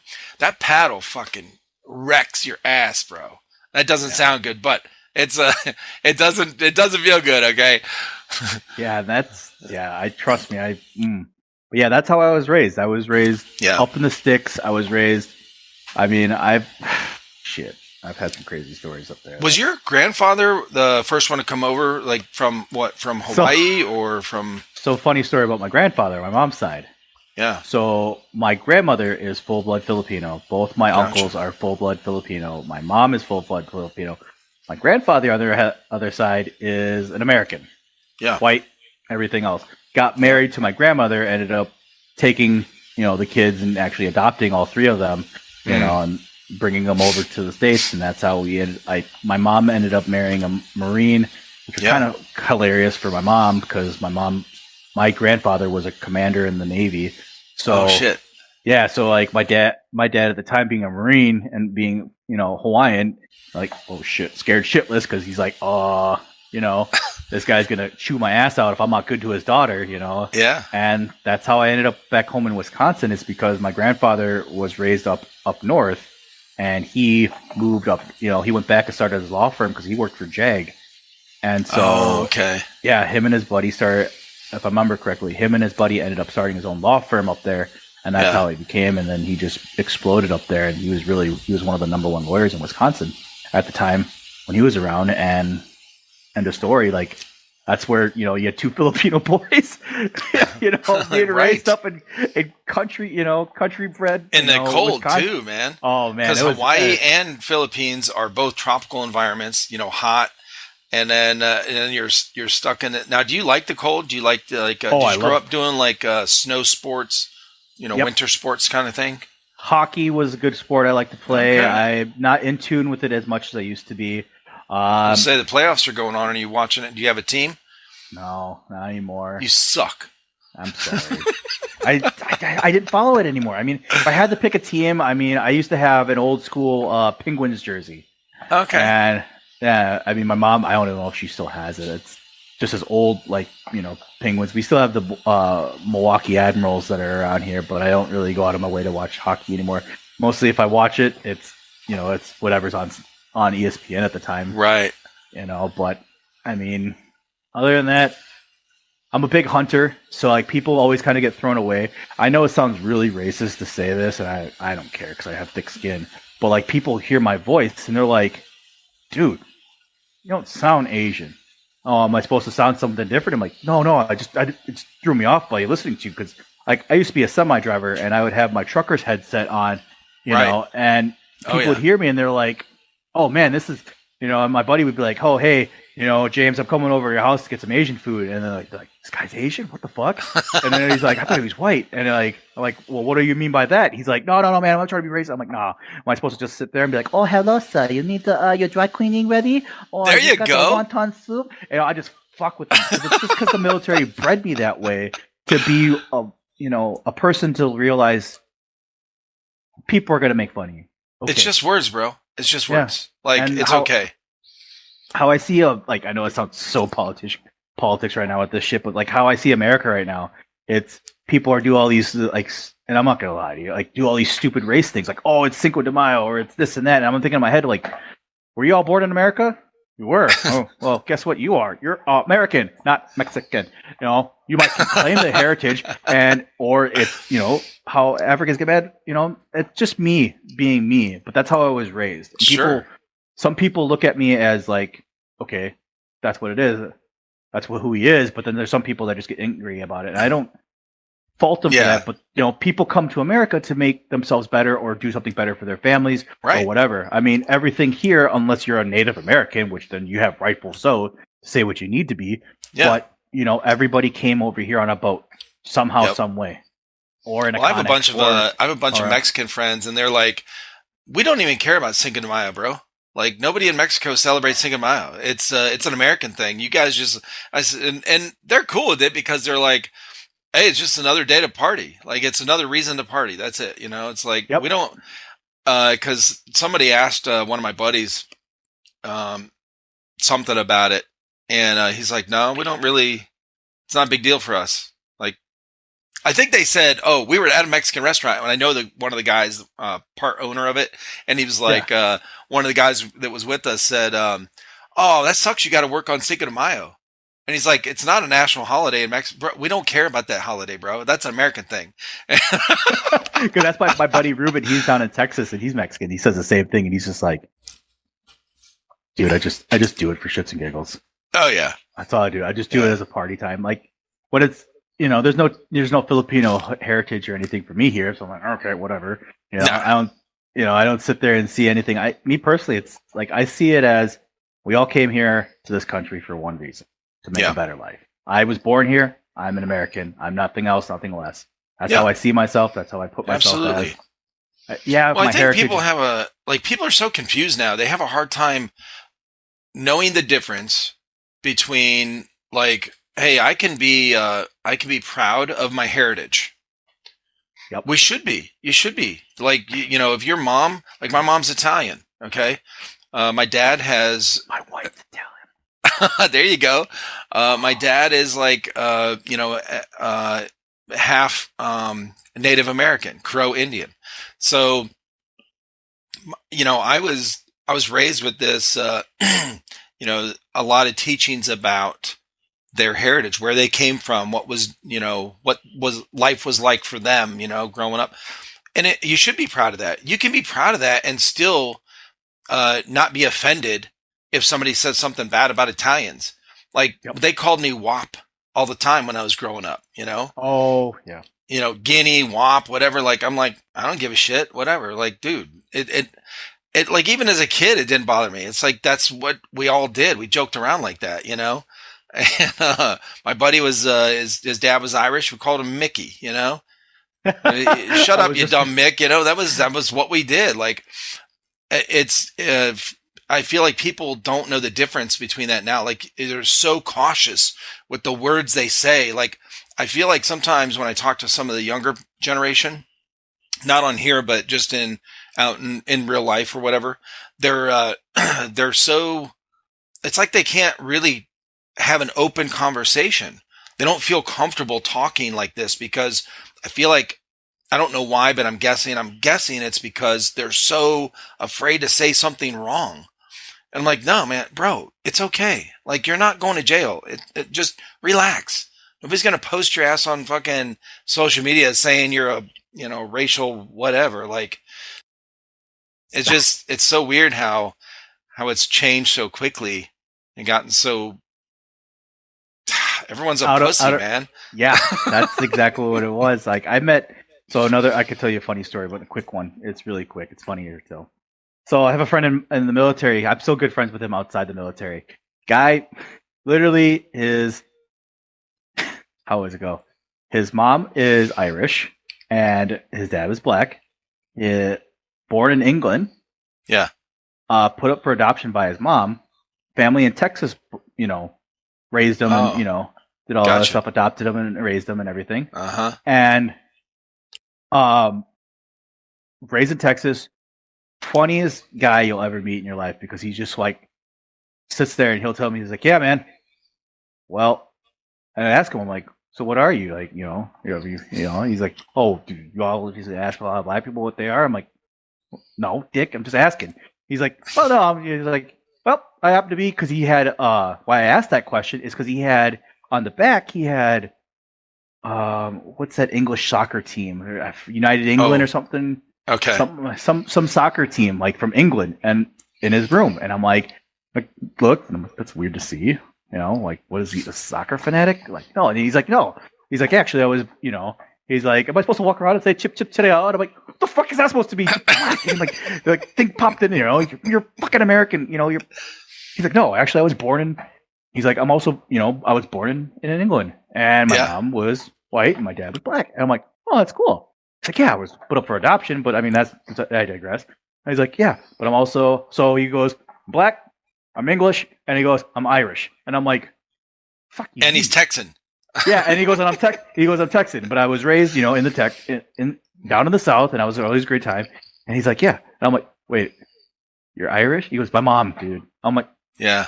Okay, it makes sense. And he's like, yeah, dude, I go out. And he goes, I get fucked up on Irish fucking Irish whiskey. Yeah, he gets fucked up on St. Patty's Day. He did this one time. We were in Germany. He went and bought a leprechaun suit. And like, shit. Bought it. Yeah, he bought a beard. He had a hat on. He had a little curls on. It's like he's like, I'm just like, I'm like, Holder, you need to stop this, because you know what next month is, right? And he's like, yeah, I know what next month is. Asian month. You know what you're doing for me.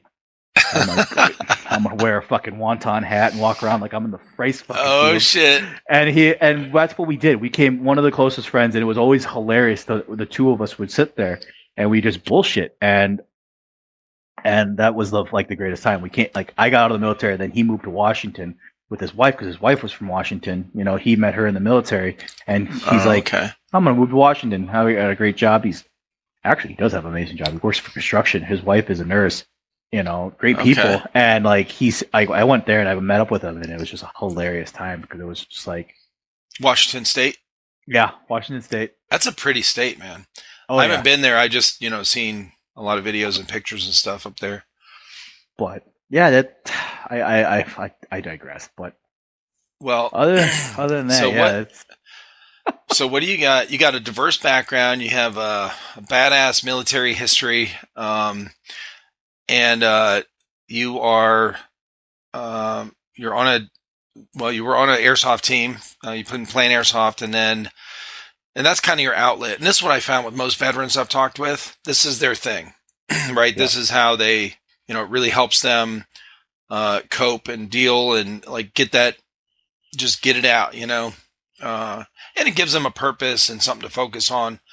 And now recently you are joining a paintball team, and you're going to be starting your own field as soon as you can figure out a solution, which you will, back to what I was saying before. I got sidetracked because I love talking. It's a little something bad about me. Yeah, dude. Well, that's what this is about. But nothing. Well, just about your obstacle thing. That nothing of value ever comes easy. So once you figure out it, you'll figure it out. It'll work out, and it'll all run. It'll be fine.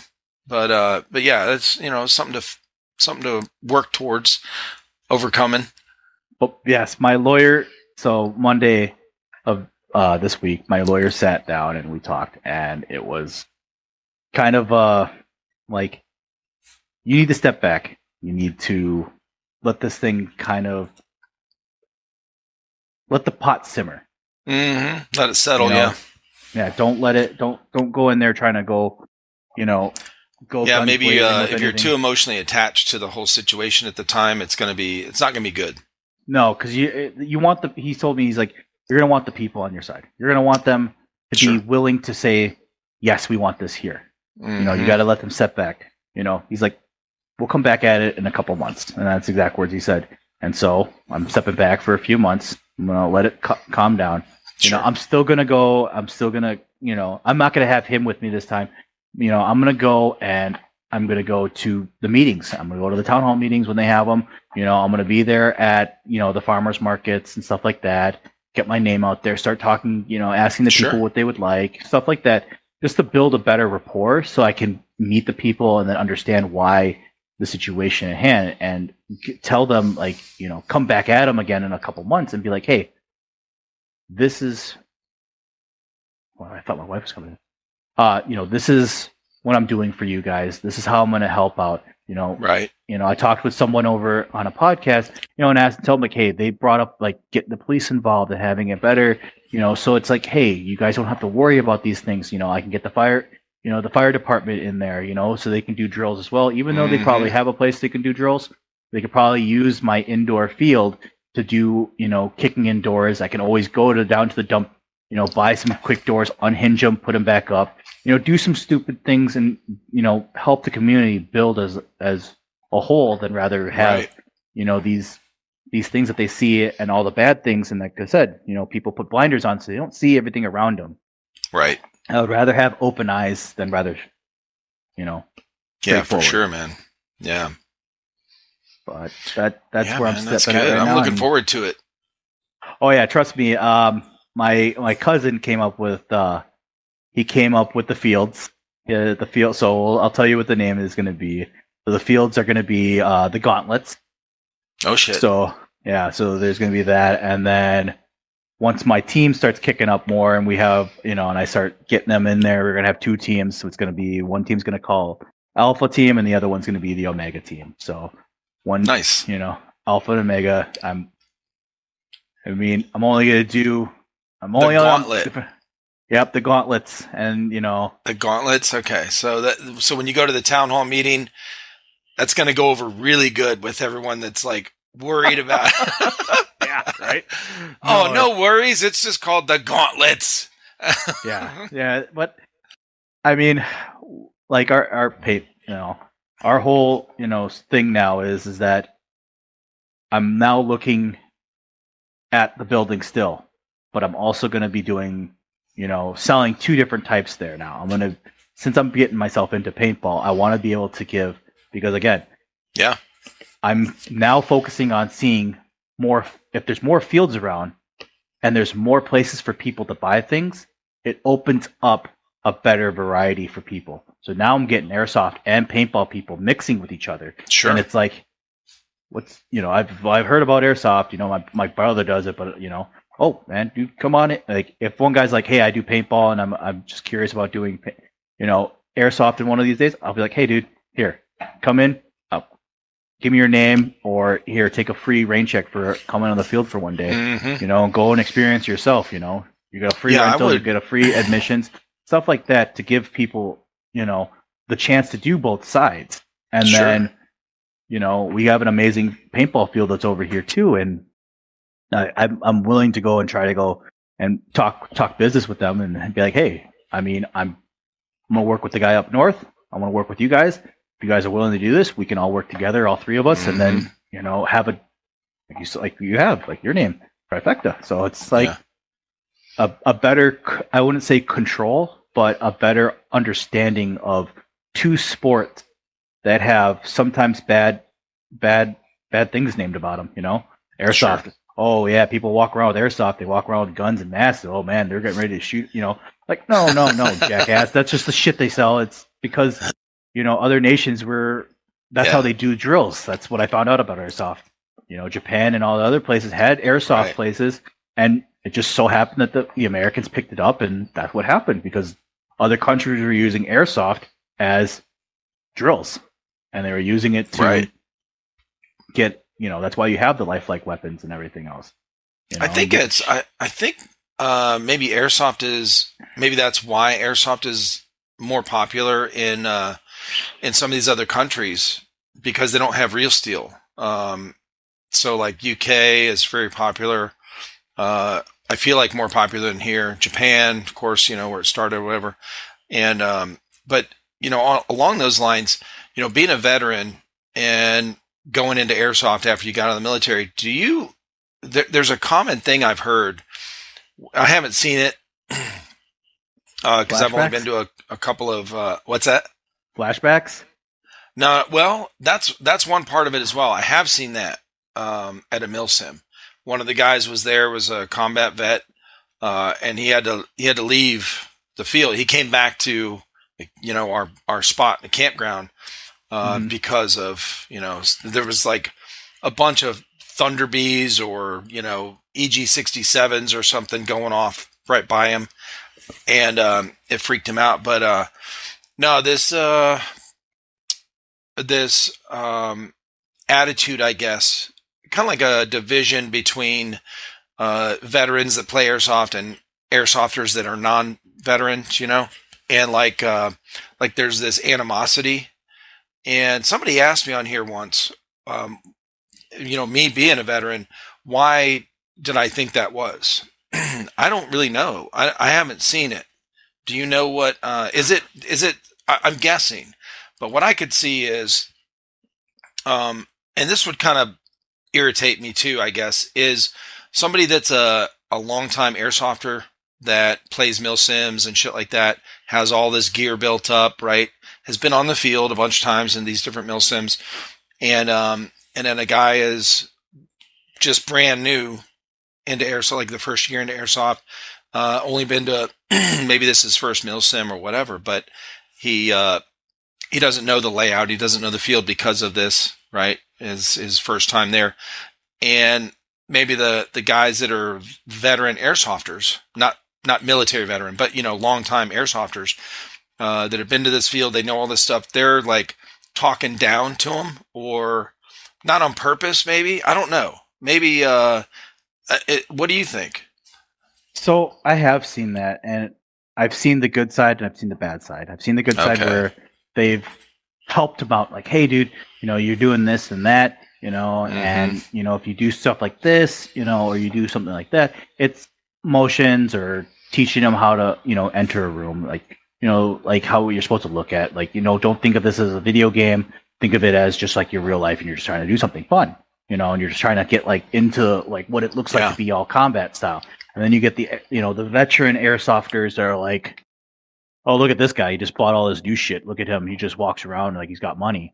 Or it could be, it could have been like, it's a birthday gift that his parents all bought because his son, wants to do something. You have to look at, like, from me seeing the point where people are like veteran airsofters, and they sometimes pick on the younger ones or the newbie ones that never done something, because it's, I shouldn't say a rite of passage. It's like they were once that way. So some of them are thinking like, oh, I'm going to teach this because this is what happened to me.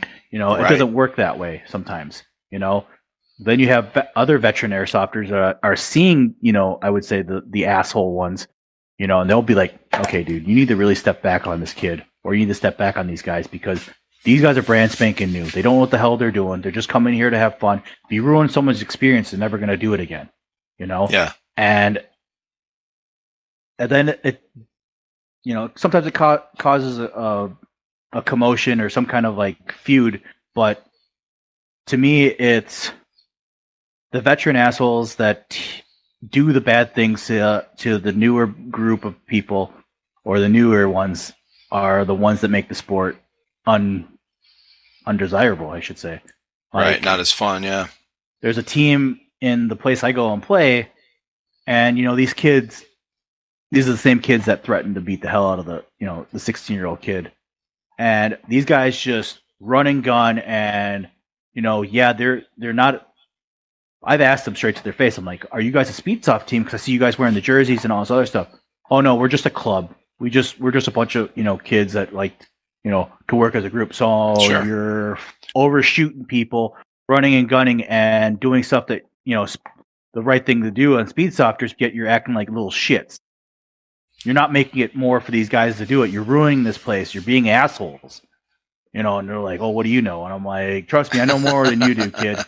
Trust me, you guys." And I don't want to sit there and tell them, like, I've talked to my people that are my friends that I've hired, that I've. Well, do they know? Is it about you being a military veteran or something? Like, do they know that you're military? No, they don't. No, okay. They don't know anything. I don't. Okay. No, some of the people I talk to that don't know I'm a military veteran. I only talk to military veterans that I made friends, so they know. Yeah, because I've seen or I've heard of that. Where people say, there's. Well, I think what I've heard is the guys that come out of the military that get into airsoft have some kind of animosity against some of the guys that have been playing airsoft for a while that are not military veterans, right? So I took the question the wrong way. But so gotcha. I do know what you're saying now. Yeah. Like, I did do that to one team already. I did that to a team that, they're a MilSim team, and I asked them, I'm like, what made you guys do militaries? Because they came down, and it was a bunch of them. It was about a good 15 of these guys, and they're all dressed up to the nines. They're wearing all that stuff, and I'm like, oh, cool, and I'm not wearing all the Gucci gear. Yeah, they're all wearing all the decked out, looking like they're military spec ops and trying to look like they're all fancy and shit like that. I asked them, I'm like, hey, so what got you guys into MilSim and stuff like that? What?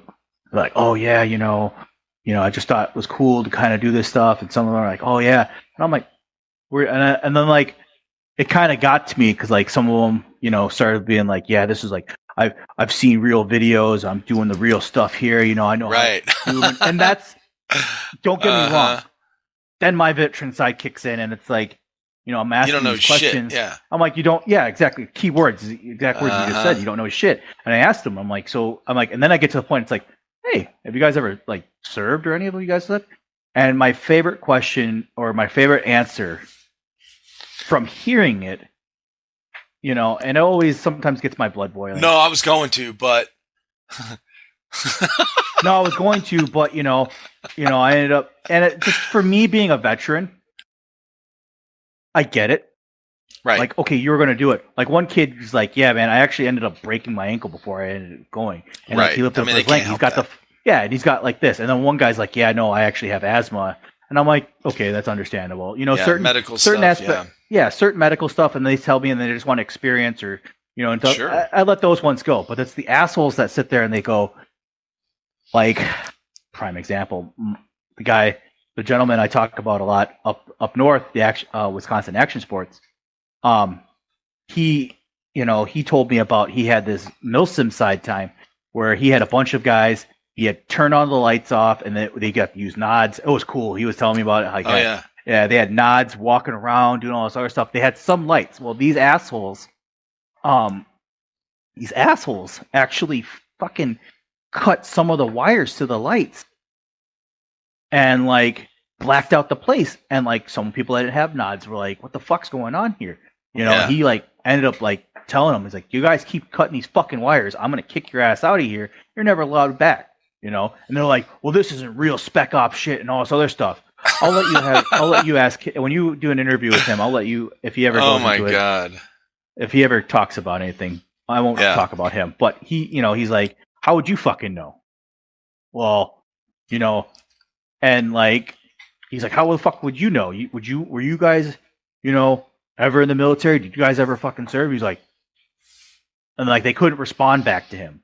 He's like, "Well, we've been to training camps with guys that were Navy SEALs and stuff." I'm like, "Okay, you were trained by like one day to have some guy teach you. Like, you don't know what the fuck you're doing. You don't know what the hell you're at. You never seen a person have a your bullet whiz by you. You don't know what that adrenaline feeling is. You just get that adrenaline that you're getting from being this."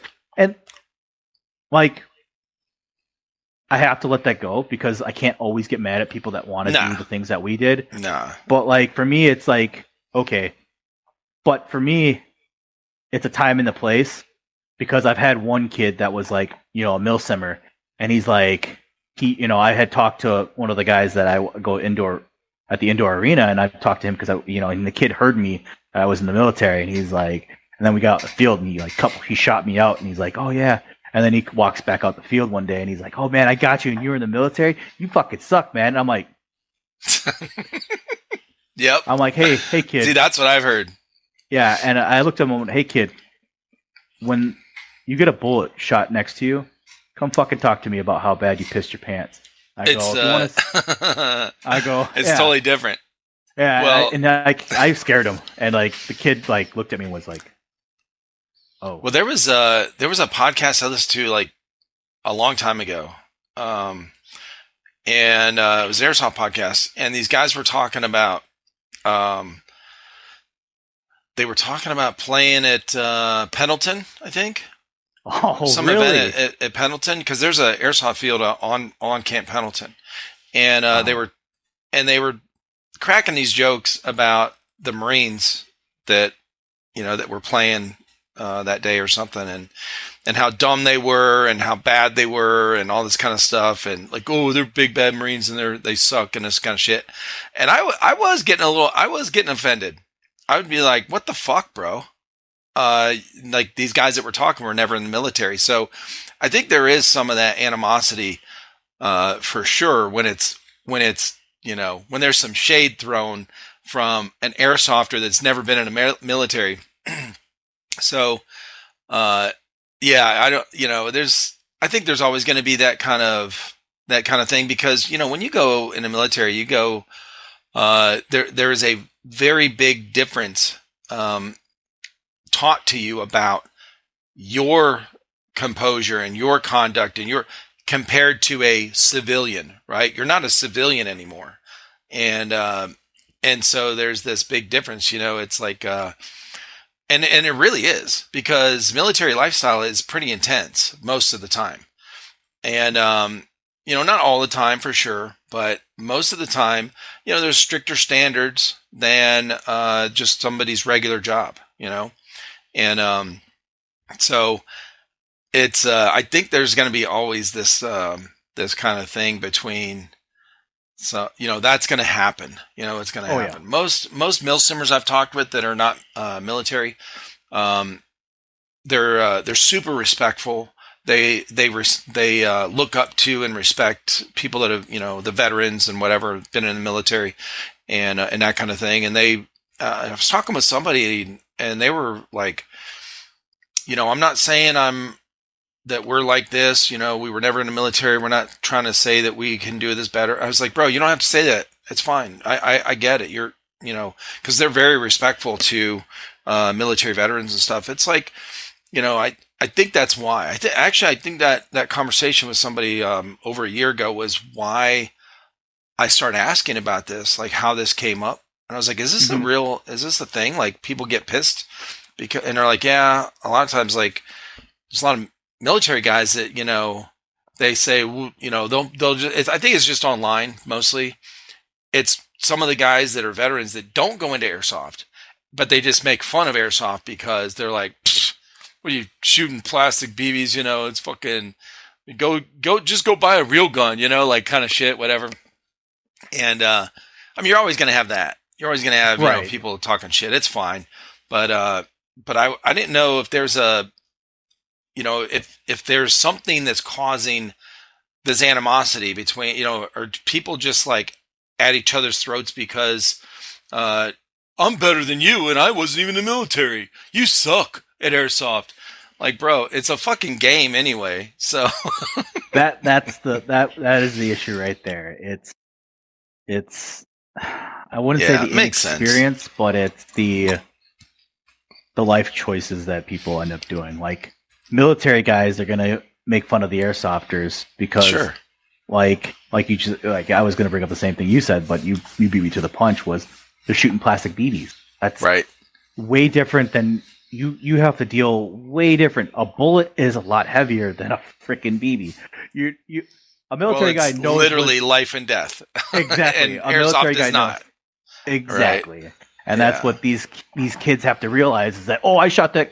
Okay, the military guy might have fucked up because he didn't know the windage and how the hell, his sight wasn't zeroed in or whatever. He just came out there to shoot a couple plastic BBs at somebody, and then you're sitting there bragging to him that you shot out. Okay. Well, there is a learning curve, man. When guys come out of the military, especially guys like yourself that had, that were in longer, that had formal training on a lot of tactics and that kind of shit, and used it in real life, and then you go play airsoft.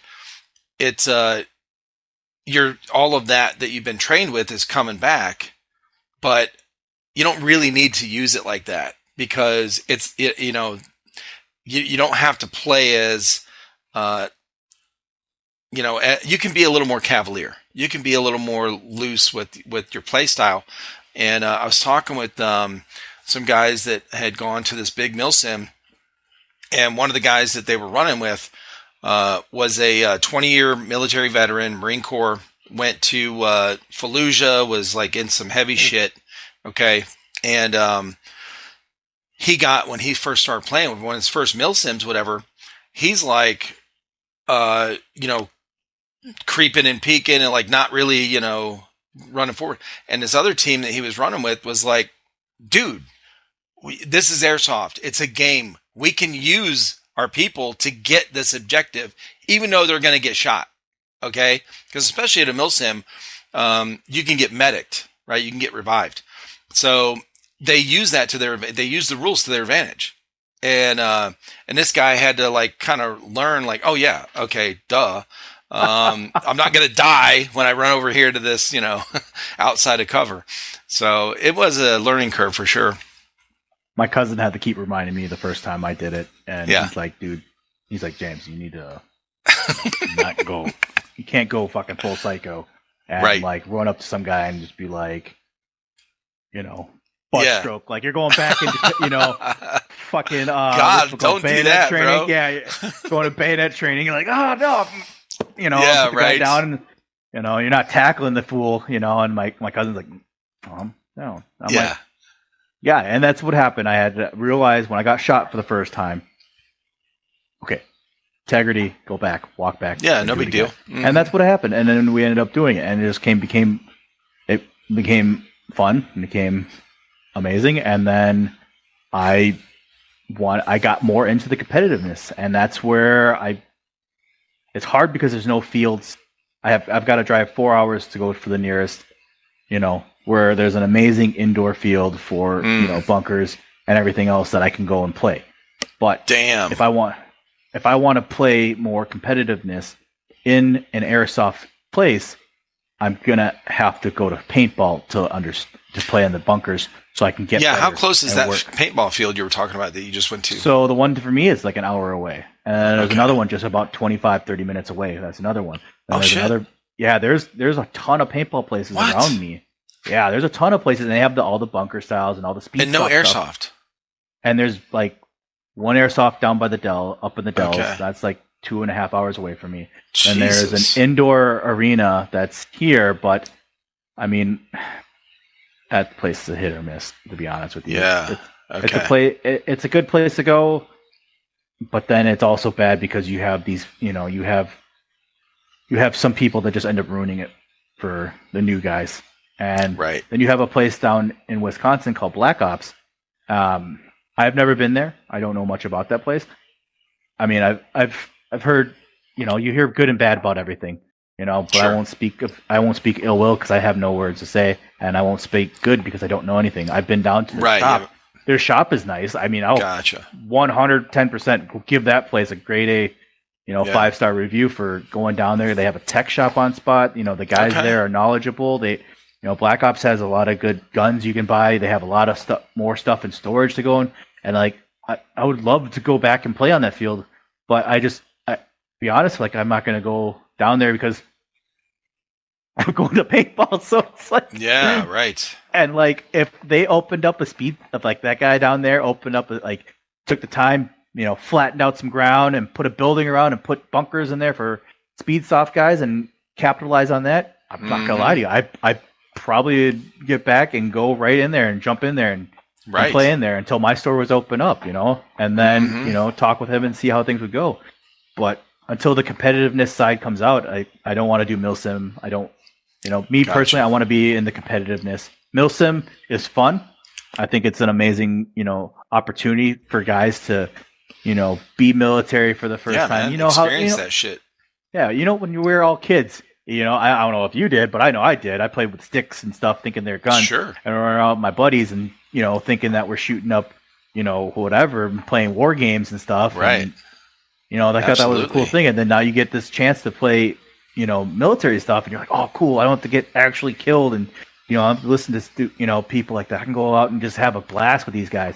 And that's where it is. You get to go out to the, Black Ops has an amazing, I don't know how many acres they have. They have an amazing field and all the other great stuff that I've seen just from drones, and I've just seen from like their website and how awesome it looks. And then up north in Wisconsin Action Sports, they have another, it's all good milsim. Like I can't get the good out of it because that's what they are. They're amazing things for both milsimmers, but there's nothing for speed soft, which is hard, right? Because you have the guys that are buying these $1,000 high kappas. They're tricking out their guns so that they can do these competitions. But then you're not seeing anything here in the Midwest. But if you go and look online, there's tons of fields in California. There's tons of fields in the East Coast on from Florida up to Maine. But when you come down in the middle, there's nothing because everything centralized there is just paintball. And it's hard because it just needs to get more popular. I mean, that's it is spreading. It is growing. And there's people like yourself. There's people like MK Airsoft that's opened up some fields in Ohio. It's like it's moving around. You got Indy, Shot Zone Indy. It just needs to get. It's starting to get more popular. Thanks to people like Kicking Mustang and Airsoft Alphonse and all these guys that. Swamp Sniper that do these popular gameplay videos that got a lot of these, younger generation into airsoft in the last like 3 or 4 years. And, these fields have gotten really popular and are growing. And, so the sport is growing for sure. The hobby's growing. It just, it needs a little more time, I think, to get out to where you're at, like people like yourself open up these airsoft fields specifically for airsoft or speed soft or whatever. And, Shot Zone Indy was, they're not that, I don't think their field's that old. And the way they set up their indoor was specifically for speed soft tournament type of thing. I don't know if you've been there. So, the inflatables, I think they're one of the first indoor airsoft fields to use the inflatables that paintball uses, and Yep. because everyone else has hard structures, and this is set up for that tournament style. Oh yeah, there's a place here in Illinois that have it, and it's called Paintball Explosion. Yeah. And they offer on the weekends, airsofters to go on their outdoor fields, and they rotate the fields, and everybody gets to play. You start at this time, and then it rotates, and they get to play, but they can't go indoors because the indoors are competition grade, and they have it mostly mainly for paintball. For paintballers that have, they do it mostly for the team sports, for the team guys that do and everything. And they do have the guys that come in there and they go and, they have the kids that want to play paintball against one another. They have the newbie group, I've learned, and it's such a great, but I see the difference between the paintball field and the airsoft field, because paintball field is way bigger than an airsoft field. And paintball, you got to clean up more, and airsoft, you got to do the same thing. But if there's a way to extend two different types, if one business was to do exactly what Indiana does, they would open up a lot more business, and they would see it as, oh shit, I can be more diverse and bring in two different types and make my business grow and help me see it. But you have to take that risk in being a business owner. And that's the one thing, like I said, I'm working on my master's degree to get my business so I can understand to make more money. And I'm not just being a snob about my money.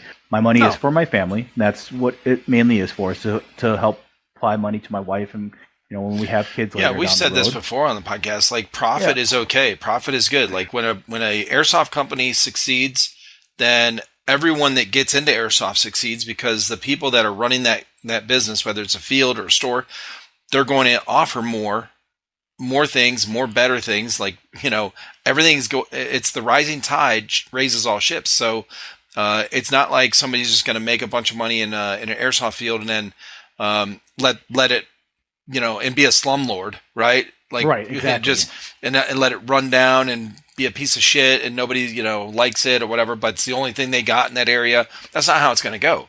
The field's going to get better.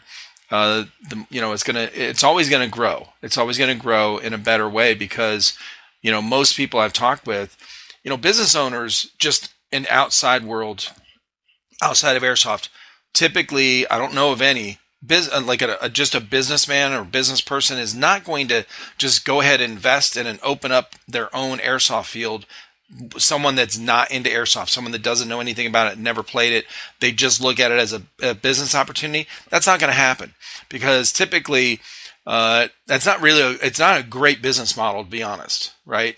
It's okay. Like, when airsofters open up an airsoft store or an airsoft field, that's usually what happens.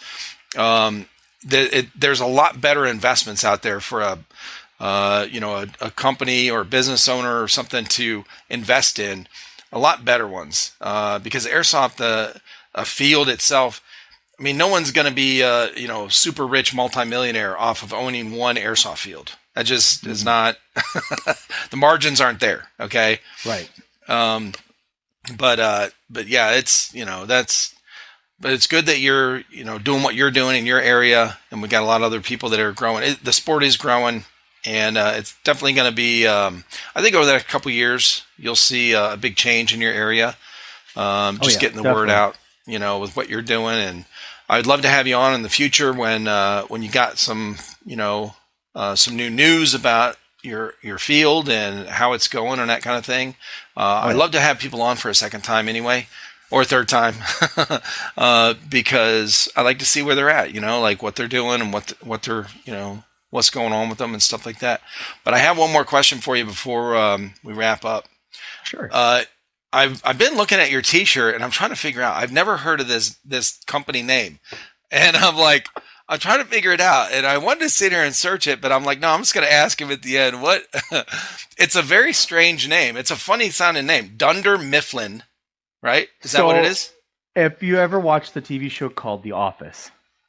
I didn't watch all of it. I watched a couple episodes here and there, yeah. So Dunder Mifflin is their is the company for the paper company that they work for. Gotcha. And I'm just a huge fan of them, and it's okay. I like the humor that they have. Dwight is one of the Dwight Schrute, and everyone right now that's listening to this or watching this is going to be like, "What the hell, E-Rock? You don't know what this is?" Yeah, like I said, I didn't. I know of The Office. I've seen all the montages that people put together online. The little clips and stuff, and of course all the memes. It's got to be one of the most popular shows for memes. Okay, there's so many funny clips that they use. Oh yeah. But yeah. Anyway, okay. Well, that makes sense. No problem. Yeah. Hell yeah, man. Well, James, listen, bro, it's been awesome talking with you. Thank you so much for coming back on and finishing up. And thank you. I appreciate you. Definitely. Thank you very much for having me. Absolutely. Yeah, well, tell everybody where they can. Go ahead. Oh no. Well, tell everybody where they can find you online and where they can follow your progress, like for your field, and you're going to keep people updated on upcoming events for when your field's going to be open or when you're, all that kind of stuff. Where can people find all that? To be very honest with you, I haven't really set up anything yet. It's more that I'm just working behind the scenes on everything. Right. I collab with everybody. I'll send you over the building I'm looking at right now so you can see where this building is and how big it is. It's, like I said, it's 40,000 square feet. It's nice. Fun, but it's pricey. But I digress. I don't have any. You have an Airsoft I have an Instagram, right? Yeah. I do. It's off my Pacific Islander right now. Off Pacific Islander. Pacific Islander nerd is just what I'm doing right now. Right now it's just something small. It's working on it. I don't want to, how do I put this in the nicest sense? I'm working on it myself, and I don't want to get people's hopes up around. So that, like, if something happens and they're like, "Oh, dude, you said it was supposed to be out this month." Yeah, but I'm also working on it. Oh, no. You don't have to be that specific. It's more of where can somebody go and check on, like in a couple months and see, like, okay, is there any update on anything yet? And no, then no big deal.